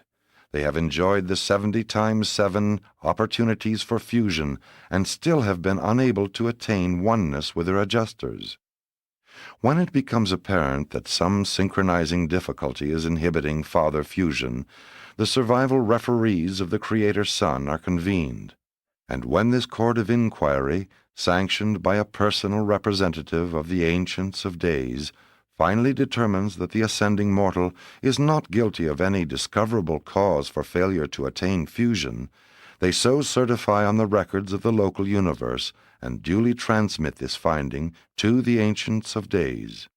Thereupon does the indwelling adjuster return forthwith to Divinington for confirmation by the personalized monitors, and upon this leave-taking the Urantia mortal is immediately fused with an individualized gift of the spirit of the Creator's Son. Much as the Urantia spheres of Nebadon are shared with the spirit-fused mortals, so do these sun-fused creatures share the services of Orvanton with their adjuster-fused brethren who are journeying inward towards the far-distant Isle of Paradise. They are truly your brethren, and you will greatly enjoy their association as you pass through the training worlds of the super-universe. Sun-fused mortals are not a numerous group, there being less than 1 million of them in the super-universe of Orvanton. Aside from residential destiny on Paradise, they are in every way the equals of their adjuster-fused associates. They frequently journey to paradise on super-universe assignment, but seldom permanently reside there, being, as a class, confined to the super-universe of their nativity. 9. Spirit-fused mortals. Ascending spirit-fused mortals are not third-source personalities. They are included in the Father's personality circuit, but they have fused with individualizations of the pre-mind spirit of the third source and center. Such spirit fusion never occurs during the span of natural life. It takes place only at the time of mortal reawakening in the Urantia existence on the mansion worlds. In the fusion experience, there is no overlapping. The will creature is either spirit-fused, son-fused, or father-fused. Those who are adjuster or father-fused are never spirit or son-fused. The fact that these types of mortal creatures are not adjuster fusion candidates does not prevent the adjusters from indwelling them during the life in the flesh. Adjusters do work in the minds of such beings during the span of material life, but never become everlastingly one with their pupil souls. During this temporary sojourn, the adjusters effectively build up the same spirit counterpart of mortal nature, the soul, that they do in the candidates for adjuster fusion. Up to the time of mortal death, the work of the adjusters is wholly akin to their function in your own races, but upon mortal dissolution, the adjusters take eternal leave of these spirit fusion candidates, and, proceeding directly to Divinington, the headquarters of all divine monitors, there await the new assignments of their order. When such sleeping survivors are repersonalized on the mansion worlds, the place of the departed adjuster is filled by an individualization of the spirit of the divine minister, the representative of the infinite spirit in the local universe concerned. This spirit infusion constitutes these surviving creatures spirit-fused mortals. Such beings are in every way your equals in mind and spirit, and they are indeed your contemporaries, sharing the mansion and Urantia spheres in common with your order of fusion candidates, and with those who are to be sun-fused. There is, however, one particular in which spirit-fused mortals differ from their ascendant brethren. Mortal memory of human experience on the material worlds of origin survives death in the flesh because the indwelling adjuster has acquired a spirit counterpart or transcript of those events of human life which were of spiritual significance. But with spirit-fused mortals, there exists no such mechanism whereby human memory may persist. The adjuster transcripts of memory are full and intact, but these acquisitions are experiential possessions of the departed adjusters and are not available to the creatures of their former indwelling, who therefore awaken in the resurrection halls of the Urantia spheres of Nebadon as if they were newly created beings, creatures without consciousness of former existence. Such children of the local universe are enabled to repossess themselves of much of their former human memory experience through having it retold by the associated seraphim and cherubim, and by consulting the records of the mortal career filed by the recording angels. This they can do with undoubted assurance, because the surviving soul of experiential origin in the material and mortal life, while having no memory of mortal events, does have a residual experiential recognition response to these unremembered events of past experience. When a spirit-fused mortal is told about the events of unremembered past experience, there is an immediate response of experiential recognition within the soul, identity of such a survivor, which instantly invests the narrated event with the emotional tinge of reality and with the intellectual quality of fact. And this dual response constitutes the reconstruction, recognition, and validation of an unremembered facet of mortal experience. Even with adjuster fusion candidates, only those human experiences which were of spiritual value are common possessions of the surviving mortal and the returning adjuster, and hence are immediately remembered subsequent to mortal survival. Concerning those happenings which were not of spiritual significance, even these adjuster fusers must depend upon the attribute of recognition response in the surviving soul. And since any one event may have a spiritual connotation to one mortal but not to another, it becomes possible for a group of contemporary ascenders from the same planet to pool their store of adjuster-remembered events, and thus to reconstruct any experience which they had in common and which was of spiritual value in the life of any one of them. While we understand such techniques of memory reconstruction fairly well, we do not grasp the technique of personality recognition. Personalities of one-time association mutually respond quite independently of the operation of memory, albeit memory itself and the techniques of its reconstruction are necessary to invest such mutual personality response with the fullness of recognition.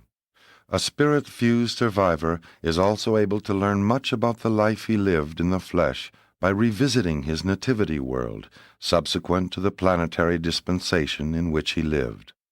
Such children of spirit fusion are enabled to enjoy these opportunities for investigating their human careers, since they are in general confined to the service of the local universe. They do not share your high and exalted destiny in the paradise core of the finality.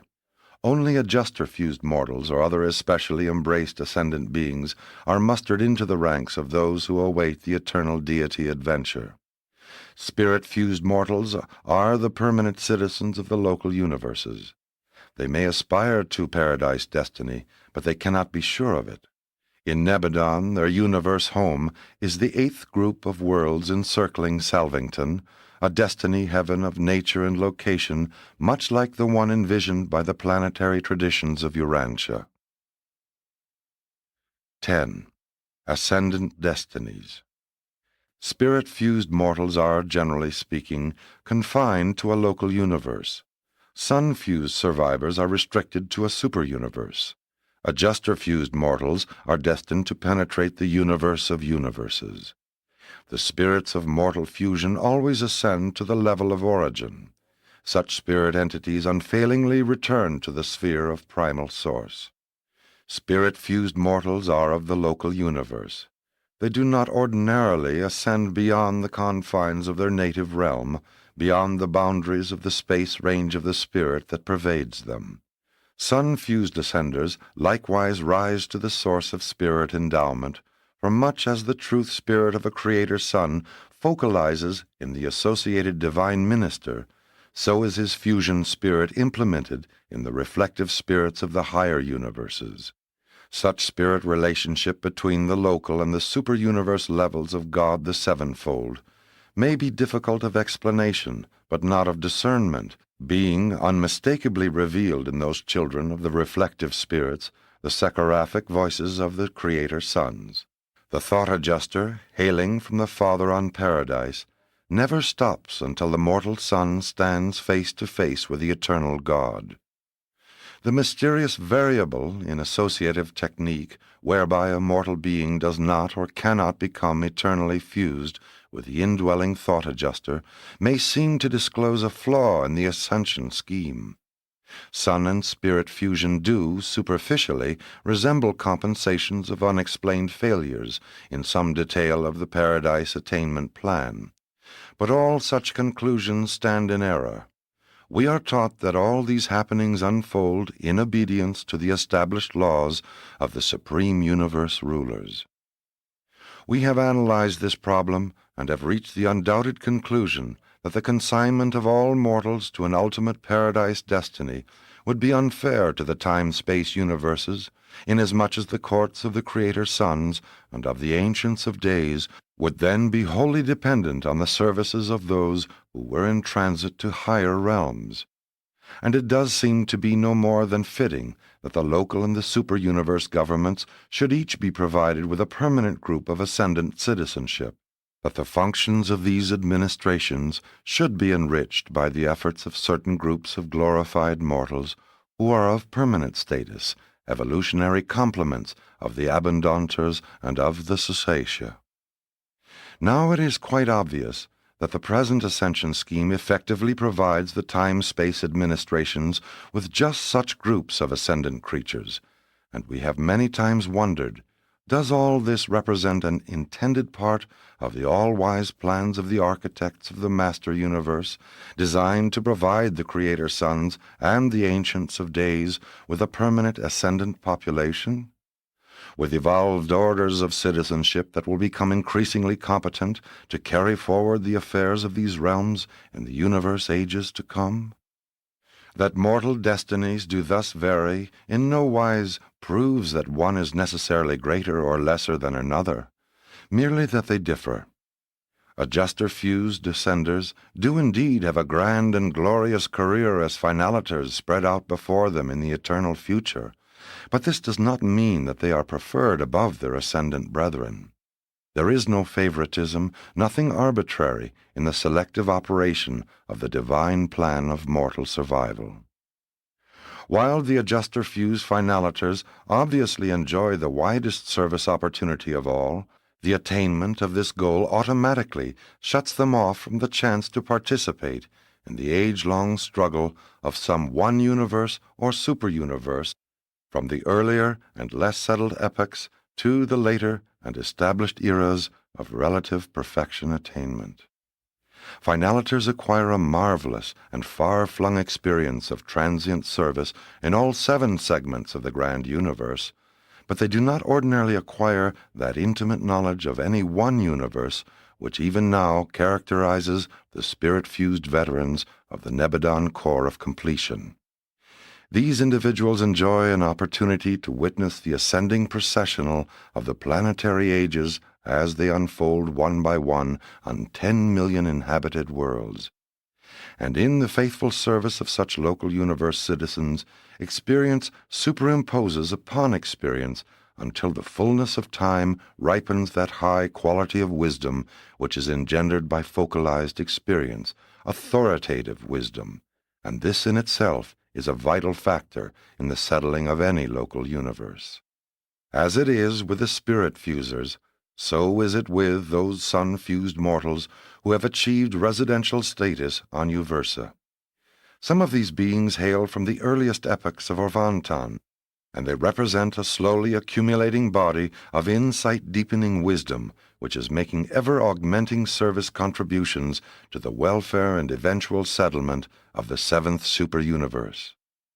What the ultimate destiny of these stationary orders of local and of superuniverse citizenship will be, we do not know, but it is quite possible that, when the Paradise Finalators are pioneering the expanding frontiers of divinity in the planetary systems of the first outer space level, their sun and spirit-fused brethren of the ascendant evolutionary struggle will be acceptably contributing to the maintenance of the experiential equilibrium of the perfected superuniverses, while they stand ready to welcome the incoming stream of paradise pilgrims who may, at that distant day, pour in through Orvantan and its sister creations as a vast, spirit-questing torrent from these now uncharted and uninhabited galaxies of outer space. While the majority of spirit fusers serve permanently as citizens of the local universes, all do not. If some phase of their universe ministry should require their personal presence in the superuniverse, then would such transformations of being be wrought in these citizens as would enable them to ascend to the higher universe. And upon the arrival of the celestial guardians, with orders to present such spirit-fused mortals at the courts of the Ancients of Days, they would so ascend, never to return. They become wards of the superuniverse, serving as assistants to the celestial guardians, and permanently, save for a few, who are in turn summoned to the service of Paradise and Havona. Like their spirit-fused brethren, the sun-fusers neither traverse Havona nor attain Paradise unless they have undergone certain modifying transformations. For good and sufficient reasons, such changes have been wrought in certain sun-fused survivors, and these beings are to be encountered ever and anon on the 7 circuits of the central universe. Thus it is that certain numbers of both the sun and the spirit-fused mortals do actually ascend to paradise, do attain a goal in many ways equal to that which awaits the father-fused mortals. Father-fused mortals are potential finaliters. Their destination is the universal Father, and him they do attain, but within the purview of the present universe age. Finaliters as such are not destiny attainers. They remain unfinished creatures, sixth-stage spirits, and hence non-active in the evolutionary domains of pre-light and life status. When a mortal finaliter is trinity-embraced, becomes a trinitized son, such as a mighty messenger, then has that finaliter attained destiny, at least for the present universe age. Mighty messengers and their fellows may not in the exact sense be seventh-stage spirits, but in addition to other things, the Trinity embrace endows them with everything which a finaliter will sometime achieve as a seventh-stage spirit. After spirit-fused or sun-fused mortals are trinitized, they pass through the paradise experience with the adjuster-fused ascenders, with whom they are then identical in all matters pertaining to super-universe administration. These trinitized sons of selection or of attainment, at least for now, are finished creatures, in contrast to the finaliters, who are at present unfinished creatures. Thus, in the final analysis, it would be hardly proper to use the words greater or lesser in contrasting the destinies of the ascending orders of sonship. Every such son of God shares the fatherhood of God, and God loves each of his creature sons alike. He is no more a respecter of ascendant destinies than is he of the creatures who may attain such destinies. The Father loves each of his sons, and that affection is not less than true, holy, divine, unlimited, eternal, and unique. A love bestowed upon this son and upon that son individually, personally, and exclusively. And such a love utterly eclipses all other facts. Sonship is the supreme relationship of the creature to the Creator. As mortals, you can now recognize your place in the family of divine sonship and begin to sense the obligation to avail yourselves of the advantages so freely provided in and by the Paradise Plan for mortal survival, which plan has been so enhanced and illuminated by the life experience of a bestowal son. Every facility and all power have been provided for ensuring your ultimate attainment of the Paradise goal of divine perfection. Presented by a mighty messenger temporarily attached to the staff of Gabriel of Salvington. Paper 41. Physical Aspects of the Local Universe. The characteristic space phenomenon which sets off each local creation from all others is the presence of the creative spirit. All Nebadon is certainly pervaded by the space presence of the divine minister of Salvington, and such presence just as certainly terminates at the outer borders of our local universe. That which is pervaded by our local universe mother spirit is Nebadon. That which extends beyond her space presence is outside Nebadon, being the extra Nebadon space regions of the superuniverse of Orvantan, other local universes. While the administrative organization of the grand universe discloses a clear-cut division between the governments of the central, super, and local universes, and while these divisions are astronomically paralleled in the space separation of Havona and the 7 superuniverses, no such clear lines of physical demarcation set off the local creations. Even the major and minor sectors of Orvantan are, to us, clearly distinguishable. But it is not so easy to identify the physical boundaries of the local universes. This is because these local creations are administratively organized in accordance with certain creative principles governing the segmentation of the total energy charge of a superuniverse, whereas their physical components, the spheres of space, suns, dark islands, planets, etc., take origin primarily from nebulae, and these make their astronomical appearance in accordance with certain pre-creative, transcendental plans of the architects of the master universe. One or more, even many, such nebulae may be encompassed within the domain of a single local universe, even as Nebadon was physically assembled out of the stellar and planetary progeny of Andronover and other nebulae. The spheres of Nebadon are of diverse nebular ancestry, but they all had a certain minimum commonness of space motion which was so adjusted by the intelligent efforts of the power directors as to produce our present aggregation of space bodies, which travel along together as a contiguous unit over the orbits of the superuniverse. Such is the constitution of the local star cloud of Nebadon, which today swings in an increasingly settled orbit about the Sagittarius center of that minor sector of Orvanton to which our local creation belongs. 1. The Nebadon Power Centers. The spiral and other nebulae, the mother wheels of the spheres of space, are initiated by Paradise Force organizers, and following nebular evolution of gravity response, they are superseded in superuniverse function by the power centers and physical controllers, who thereupon assume full responsibility for directing the physical evolution of the ensuing generations of stellar and planetary offspring. This physical supervision of the Nebadon pre-universe was, upon the arrival of our Creator Son, immediately coordinated with his plan for universe organization.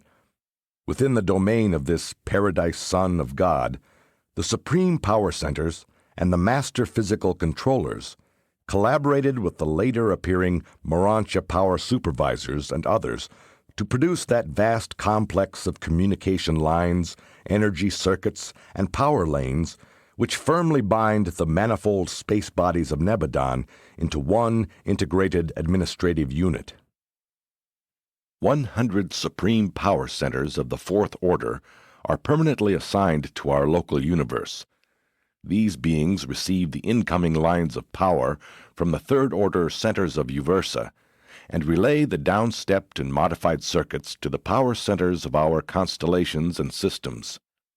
These power centers in association function to produce the living system of control and equalization which operates to maintain the balance and distribution of otherwise fluctuating and variable energies. Power centers are not, however, concerned with transient and local energy upheavals, such as sunspots and system electric disturbances.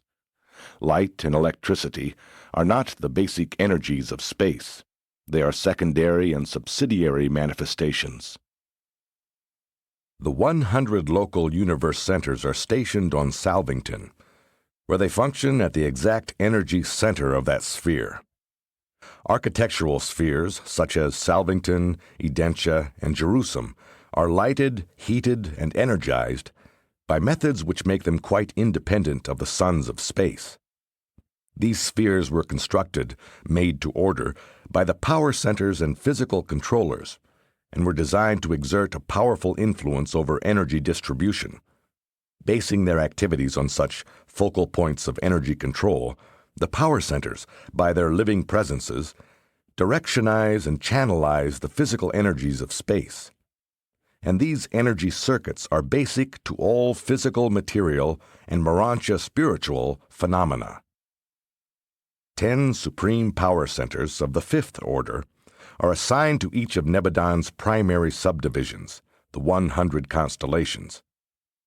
In Norlashadek, your constellation, they are not stationed on the headquarters sphere, but are situated at the center of the enormous stellar system which constitutes the physical core of the constellation. On Urantia, there are 10 associated mechanical controllers and 10 Frandalanks, who are in perfect and constant liaison with the nearby power centers. One supreme power center of the Sixth Order is stationed at the exact gravity focus of each local system. In the system of Satania, the assigned power center occupies a dark island of space located at the astronomic center of the system. Many of these dark islands are vast dynamos which mobilize and directionize certain space energies, and these natural circumstances are effectively utilized by the Satania Power Center whose living mass functions as a liaison with the higher centers, directing the streams of more materialized power to the master physical controllers on the evolutionary planets of space. 2. The Satania Physical Controllers. While the master physical controllers serve with the power centers throughout the grand universe, their functions in a local system, such as Satania, are more easy of comprehension. Satania is one of 100 local systems which make up the administrative organization of the constellation of Norlashadek, having as immediate neighbors the systems of Sandmatia, Asuntia, Perogia, Sortoria, Rantulia, and Glantonia. The Norlashadek systems differ in many respects, but all are evolutionary and progressive, very much like Satania. Satania itself is composed of over 7,000 astronomical groups, or physical systems, few of which had an origin similar to that of your solar system. The astronomic center of Satania is an enormous dark island of space, which, with its attendant spheres, is situated not far from the headquarters of the system government. Except for the presence of the assigned power center, the supervision of the entire physical energy system of Satania is centered on Jerusalem. A master physical controller, stationed on this headquarters sphere, works in coordination with the system power center, serving as liaison chief of the power inspectors headquartered on Jerusalem and functioning throughout the local system. The circuitizing and channelizing of energy is supervised by the 500,000 living and intelligent energy manipulators scattered throughout Satania. Through the action of such physical controllers, the supervising power centers are in complete and perfect control of a majority of the basic energies of space, including the emanations of highly heated orbs and the dark energy-charged spheres.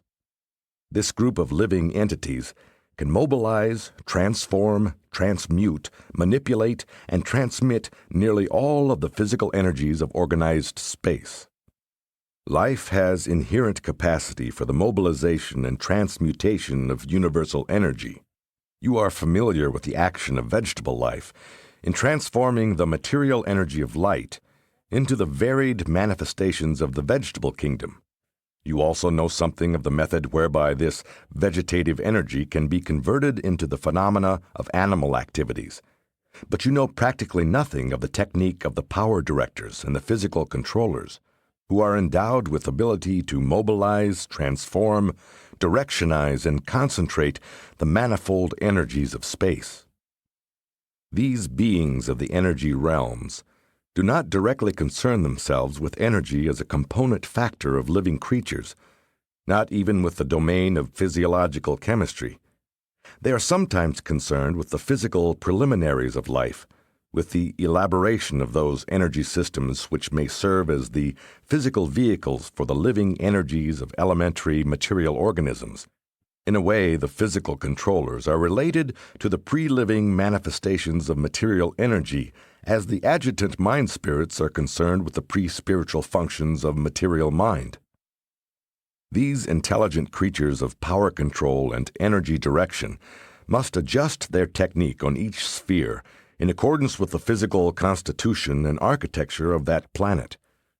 They unfailingly utilize the calculations and deductions of their respective staffs of physicists and other technical advisors regarding the local influence of highly heated suns and other types of supercharged stars. Even the enormous cold and dark giants of space and the swarming clouds of stardust must be reckoned with. All of these material things are concerned in the practical problems of energy manipulation. The power energy supervision of the evolutionary inhabited worlds is the responsibility of the master physical controllers, but these beings are not responsible for all energy misbehavior on Urantia. There are a number of reasons for such disturbances, some of which are beyond the domain and control of the physical custodians. Urantia is in the lines of tremendous energies, a small planet in the circuit of enormous masses, and the local controllers sometimes employ enormous numbers of their order in an effort to equalize these lines of energy. They do fairly well with regard to the physical circuits of Satania, but have trouble insulating against the powerful Norlaschidek currents. 3. Our starry associates. There are upward of 2,000 brilliant suns pouring forth light and energy in Satania, and your own sun is an average blazing orb. Of the 30 suns nearest yours, only 3 are brighter. The universe power directors initiate the specialized currents of energy which play between the individual stars and their respective systems. These solar furnaces, together with the dark giants of space, serve the power centers and physical controllers as way stations for the effective concentrating and directionizing of the energy circuits of the material creations. The suns of Nebadon are not unlike those of other universes. The material composition of all suns, dark islands, planets, and satellites, even meteors, is quite identical. These suns have an average diameter of about 1 million miles, that of your own solar orb being slightly less. The largest star in the universe, the stellar cloud Antares, is 450 times the diameter of your sun, and is 60 million times its volume.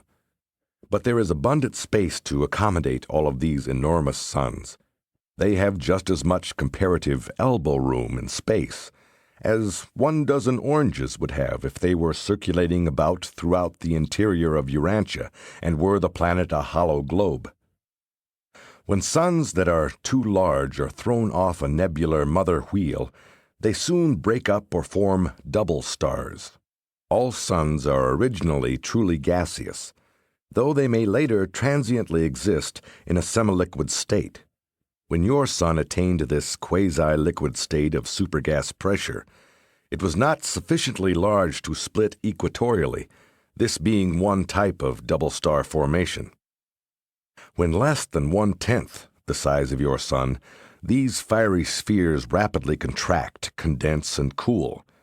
When upwards of 30 times its size, rather 30 times the gross content of actual material, suns readily split into 2 separate bodies, either becoming the centers of new systems or else remaining in each other's gravity grasp and revolving about a common center as one type of double star.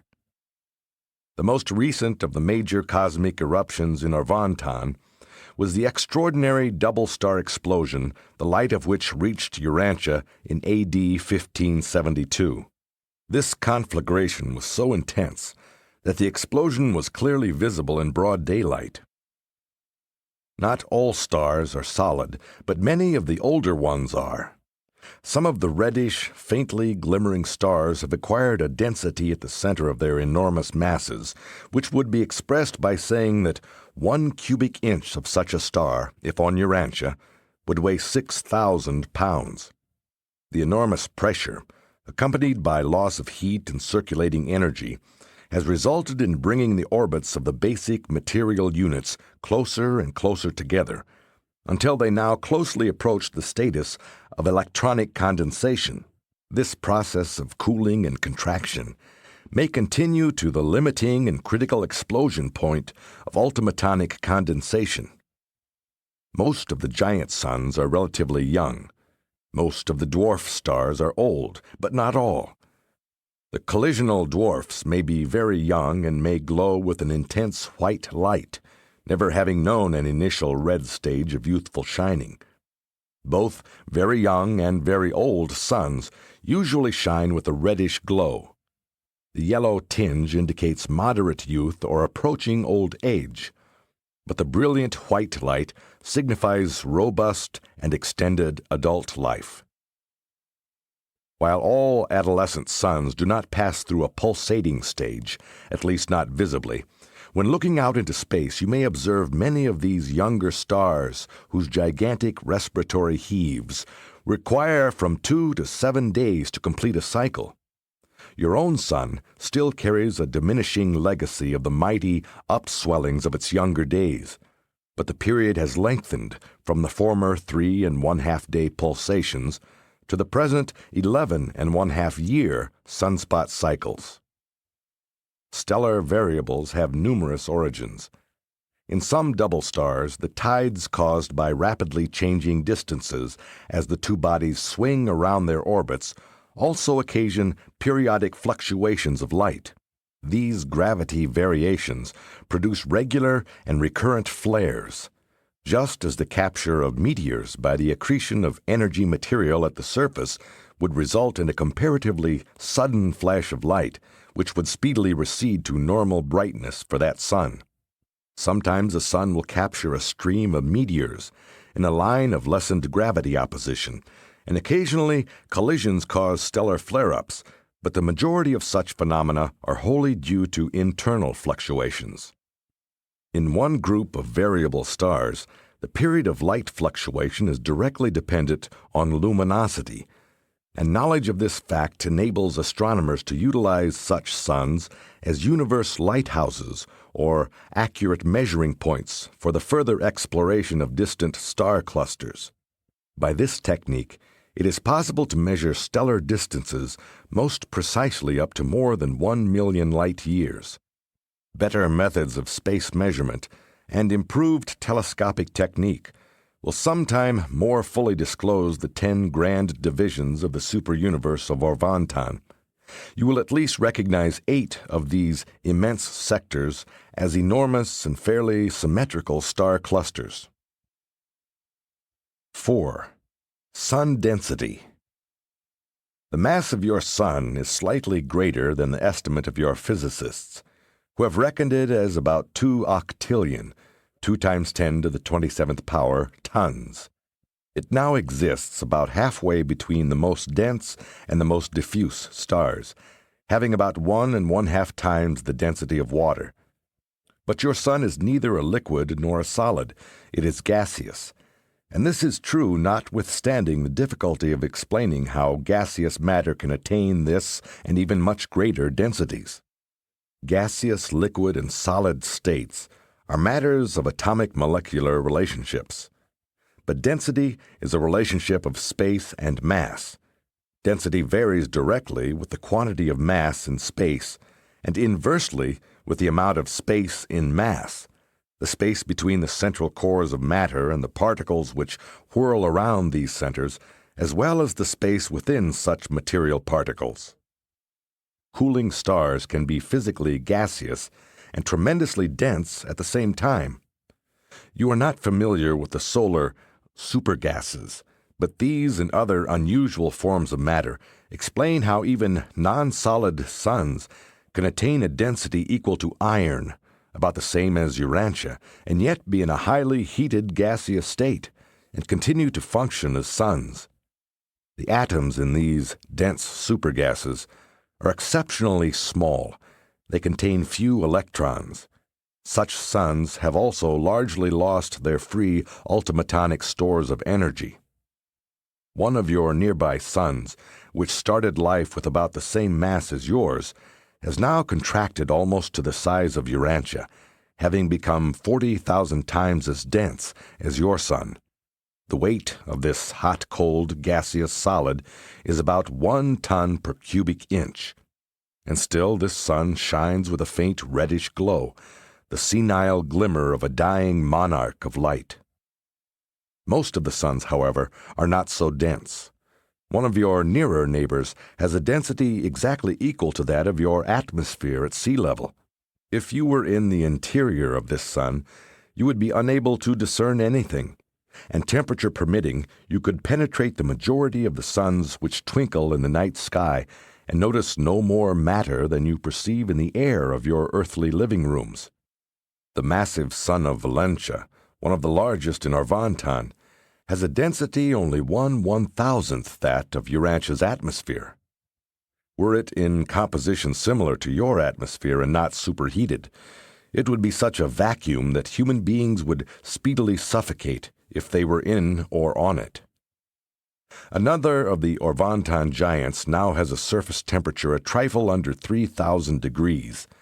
Its diameter is over 300 million miles, ample room to accommodate your sun and the present orbit of the Earth, And yet, for all this enormous size, over 40 million times that of your sun, its mass is only about 30 times greater.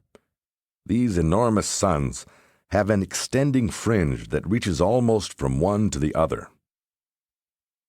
5. Solar radiation. That the suns of space are not very dense is proved by the steady streams of escaping light energies. Too great a density would retain light by opacity until the light energy pressure reached the explosion point. There is a tremendous light or gas pressure within a sun to cause it to shoot forth such a stream of energy as to penetrate space for millions upon millions of miles, to energize, light, and heat the distant planets. 15 feet of surface of the density of Urantia would effectually prevent the escape of all X-rays and light energies from a sun until the rising internal pressure of accumulating energies resulting from atomic dismemberment overcame gravity with a tremendous outward explosion. Light, in the presence of the propulsive gases, is highly explosive when confined at high temperatures by opaque retaining walls. Light is real. As you value energy and power on your world, sunlight would be economical at $1 million a pound. The interior of your sun is a vast X-ray generator. The suns are supported from within by the incessant bombardment of these mighty emanations. It requires more than 500,000 years for an X-ray stimulated electron to work its way from the very center of an average sun up to the solar surface, whence it starts out on its space adventure, maybe to warm an inhabited planet, to be captured by a meteor, to participate in the birth of an atom, to be attracted by a highly charged dark island of space, or to find its space flight terminated by a final plunge into the surface of a sun similar to the one of its origin. The X-rays of a sun's interior charge the highly heated and agitated electrons with sufficient energy to carry them out through space, past the hosts of detaining influences of intervening matter, and, in spite of divergent gravity attractions, on to the distant spheres of the remote systems. The great energy of velocity required to escape the gravity clutch of a sun is sufficient to ensure that the sunbeam will travel on with unabated velocity until it encounters considerable masses of matter, whereupon it is quickly transformed into heat with the liberation of other energies. Energy, whether as light or in other forms, in its flight through space moves straight forward. The actual particles of material existence traverse space like a fusillade. They go in a straight and unbroken line or procession, except as they are acted on by superior forces, and except as they ever obey the linear gravity pull inherent in material mass and the circular gravity presence of the Isle of Paradise. Solar energy may seem to be propelled in waves, but that is due to the action of coexistent and diverse influences.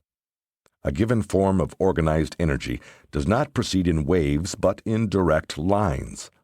The presence of a second or a third form of force energy may cause the stream under observation to appear to travel in wavy formation, just as in a blinding rainstorm accompanied by a heavy wind, the water sometimes appears to fall in sheets or to descend in waves.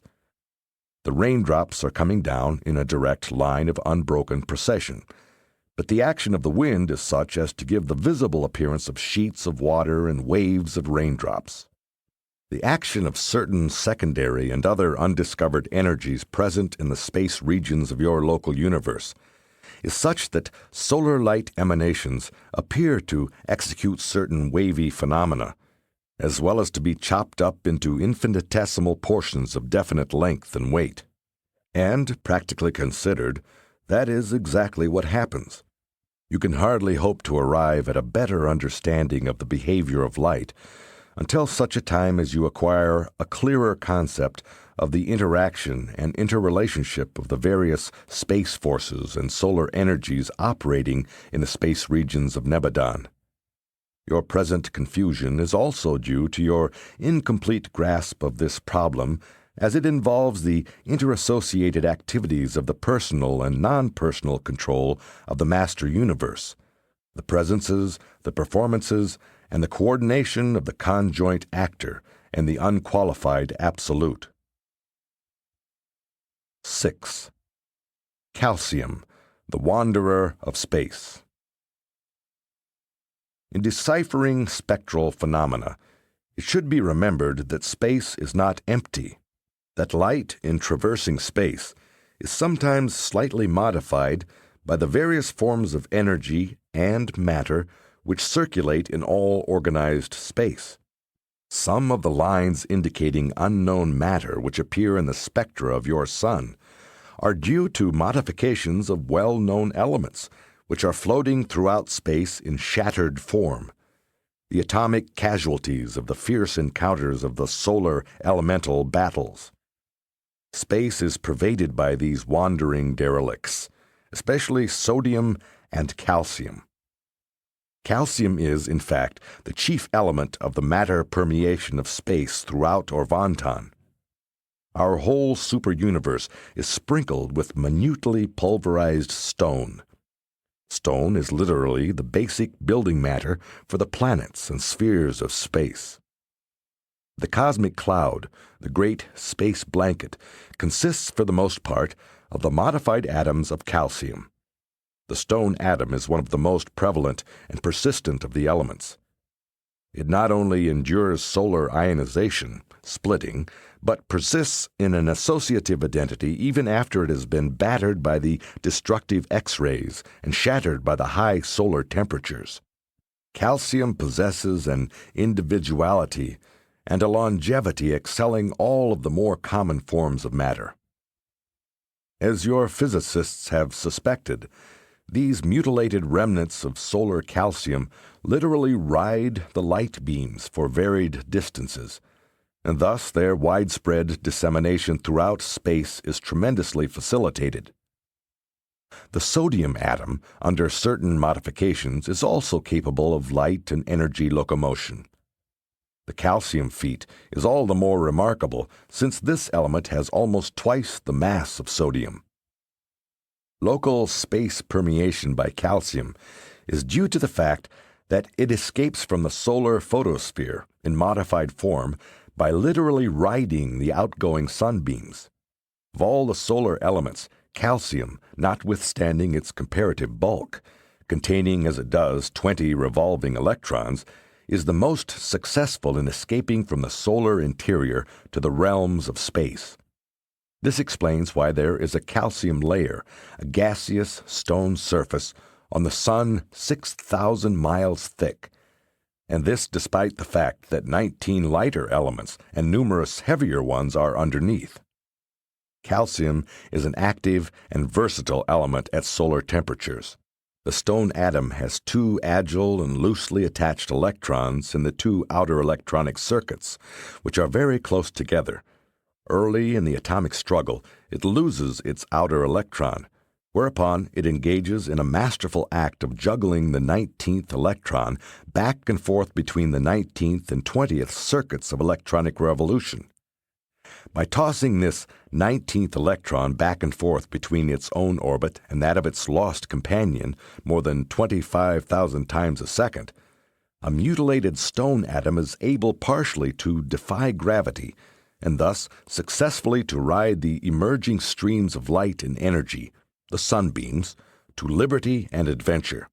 This calcium atom moves outward by alternate jerks of forward propulsion, grasping and letting go the sunbeam about 25,000 times each second. And this is why stone is the chief component of the worlds of space. Calcium is the most expert solar prison escaper. The agility of this acrobatic calcium electron is indicated by the fact that when tossed by the temperature X-ray solar forces to the circle of the higher orbit, it only remains in that orbit for about 1/1,000,000th of a second. But before the electric gravity power of the atomic nucleus pulls it back into its old orbit, it is able to complete 1,000,000 revolutions about the atomic center.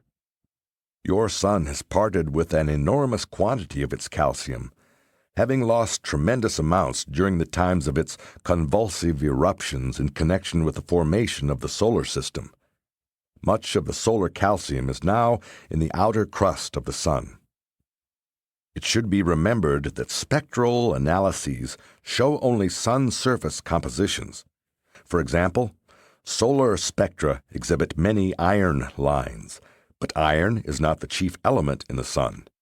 This phenomenon is almost wholly due to the present temperature of the Sun's surface, a little less than 6,000 degrees, this temperature being very favorable to the registry of the iron spectrum.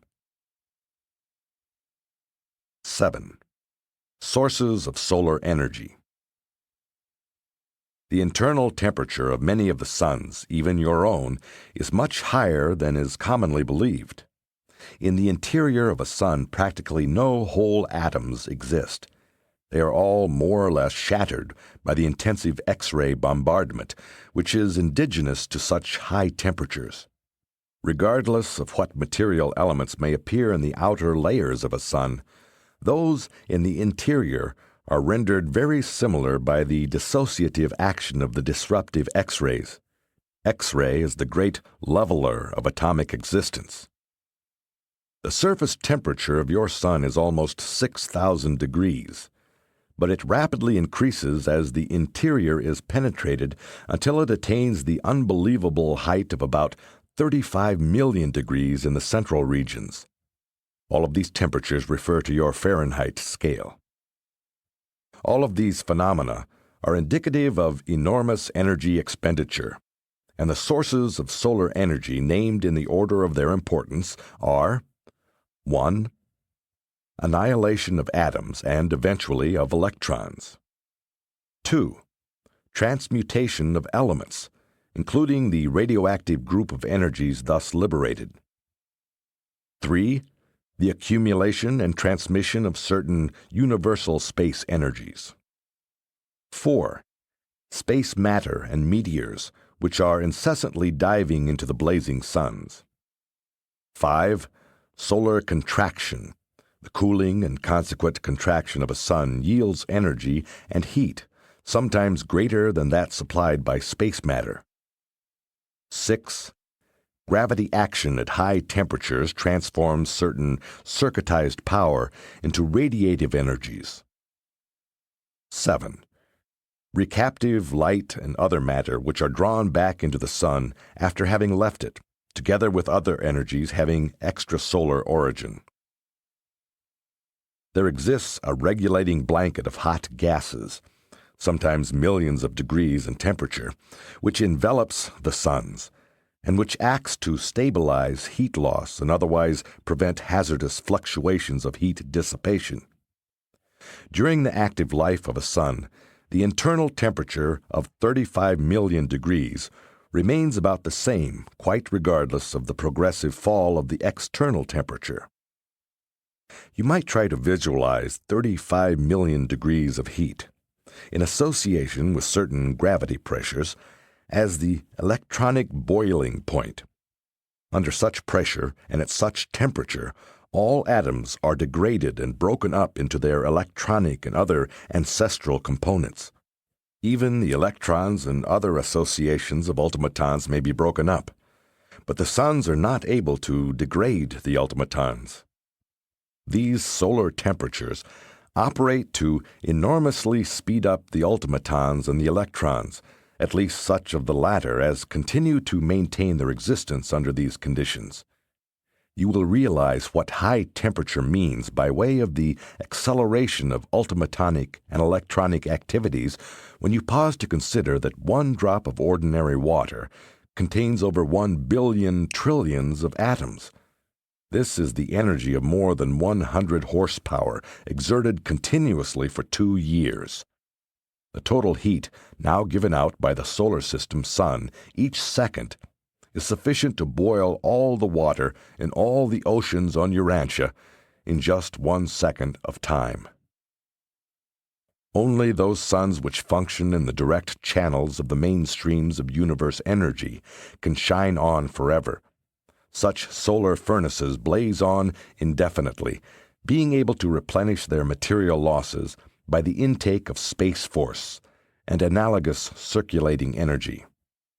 But stars far removed from these chief channels of recharging are destined to undergo energy depletion, gradually cool off, and eventually burn out.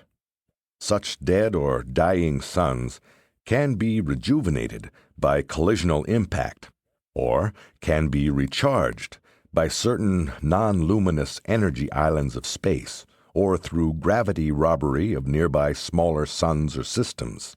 The majority of dead suns will experience revivification by these or other evolutionary techniques. Those which are not thus eventually recharged are destined to undergo disruption by mass explosion when the gravity condensation attains the critical level of ultimatonic condensation of energy pressure. Such disappearing suns thus become energy of the rarest form, admirably adapted to energize other more favorably situated suns. 8. Solar energy reactions. In those suns which are encircuited in the space energy channels, solar energy is liberated by various complex nuclear reaction chains, the most common of which is the hydrogen-carbon-helium reaction. In this metamorphosis, carbon acts as an energy catalyst, since it is in no way actually changed by this process of converting hydrogen into helium. Under certain conditions of high temperature, the hydrogen penetrates the carbon nuclei. Since the carbon cannot hold more than 4 such protons, when this saturation state is attained, it begins to emit protons as fast as new ones arrive. In this reaction, the ingoing hydrogen particles come forth as a helium atom. Reduction of hydrogen content increases the luminosity of a sun. In the suns destined to burn out, the height of luminosity is attained at the point of hydrogen exhaustion. Subsequent to this point, brilliance is maintained by the resultant process of gravity contraction. Eventually, such a star will become a so-called white dwarf, a highly condensed sphere. In large suns, small circular nebulae, when hydrogen is exhausted and gravity contraction ensues, if such a body is not sufficiently opaque to retain the internal pressure of support for the outer gas regions, then a sudden collapse occurs. The gravity-electric changes give origin to vast quantities of tiny particles devoid of electric potential, and such particles readily escape from the solar interior, thus bringing about the collapse of a gigantic sun within a few days. It was such an emigration of these runaway particles that occasioned the collapse of the giant nova of the Andromeda Nebula about 50 years ago. This vast stellar body collapsed in 40 minutes of Urantia time. As a rule, the vast extrusion of matter continues to exist about the residual cooling sun as extensive clouds of nebular gases. And all this explains the origin of many types of irregular nebulae, such as the Crab Nebula, which had its origin about 900 years ago, and which still exhibits the mother sphere as a lone star near the center of this irregular nebular mass. 9. Sun stability. The larger suns maintain such a gravity control over their electrons that light escapes only with the aid of the powerful X-rays. These helper rays penetrate all space and are concerned in the maintenance of the basic ultimatonic associations of energy. The great energy losses in the early days of a sun, subsequent to its attainment of maximum temperature, upwards of 35 million degrees, are not so much due to light escape as to ultimatonic leakage. These ultimaton energies escape out into space to engage in the adventure of electronic association and energy materialization as a veritable energy blast during adolescent solar times. Atoms and electrons are subject to gravity. The ultimatons are not subject to local gravity, the interplay of material attraction, but they are fully obedient to absolute or paradise gravity, to the trend, the swing of the universal and eternal circle of the universe of universes. Ultimatonic energy does not obey the linear or direct gravity attraction of nearby or remote material masses, but it does ever swing true to the circuit of the great ellipse of the far-flung creation. Your own solar center radiates almost 100 billion tons of actual matter annually, while the giant suns lose matter at a prodigious rate during their earlier growth, the first billion years. A sun's life becomes stable after the maximum of internal temperature is reached, and the subatomic energies begin to be released. And it is just at this critical point that the larger suns are given to convulsive pulsations. Sun stability is wholly dependent on the equilibrium between gravity-heat contention, tremendous pressures counterbalanced by unimagined temperatures. The interior gas elasticity of the suns upholds the overlying layers of varied materials, and when gravity and heat are in equilibrium, the weight of the outer materials exactly equals the temperature pressure of the underlying and interior gases. In many of the younger stars, continued gravity condensation produces ever-heightening internal temperatures, and as internal heat increases, the interior X-ray pressure of supergas winds becomes so great that, in connection with the centrifugal motion, a sun begins to throw its exterior layers off into space, thus redressing the imbalance between gravity and heat. Your own sun has long since attained relative equilibrium between its expansion and contraction cycles, those disturbances which produce the gigantic pulsations of many of the younger stars. Your sun is now passing out of its 6 billionth year. At the present time, it is functioning through the period of greatest economy.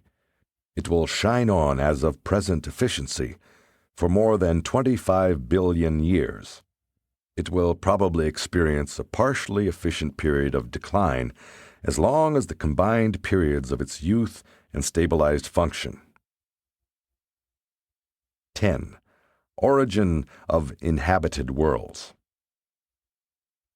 Some of the variable stars, in or near the state of maximum pulsation, are in process of giving origin to subsidiary systems, many of which will eventually be much like your own sun and its revolving planets.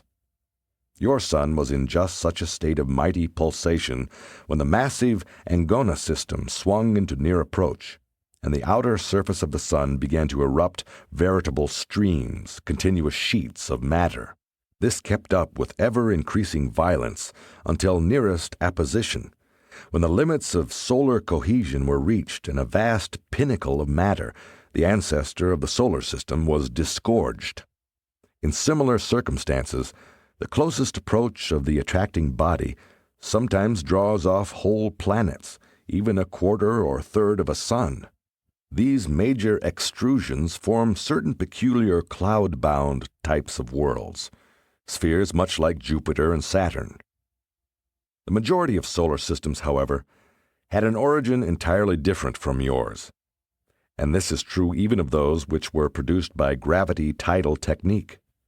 But no matter what technique of world-building obtains, gravity always produces the solar system type of creation, that is, a central sun or dark island with planets, satellites, sub-satellites, and meteors. The physical aspects of the individual worlds are largely determined by mode of origin, astronomical situation, and physical environment. Age, size, rate of revolution, and velocity through space are also determining factors. Both the gas contraction and the solid accretion worlds are characterized by mountains, and during their earlier life, when not too small, by water and air. The molten split and collisional worlds are sometimes without extensive mountain ranges. During the earlier ages of all these new worlds, earthquakes are frequent, and they are all characterized by great physical disturbances. Especially is this true of the gas contraction spheres, the worlds born of the immense nebular rings which are left behind in the wake of the early condensation and contraction of certain individual suns. Planets having a dual origin, like Urantia, pass through a less violent and stormy youthful career. Even so, your world experienced an early phase of mighty upheavals, characterized by volcanoes, earthquakes, floods, and terrific storms. Urantia is comparatively isolated on the outskirts of Satania, your solar system, with one exception, being the farthest removed from Jerusalem, while Satania itself is next to the outermost system of Norlashadek, and this constellation is now traversing the outer fringe of Nebadon. You were truly among the least of all creation, until Michael's bestowal elevated your planet to a position of honor and great universe interest. Sometimes the last is first, while truly the least becomes greatest. Presented by an archangel in collaboration with the chief of Nebadon Power Centers.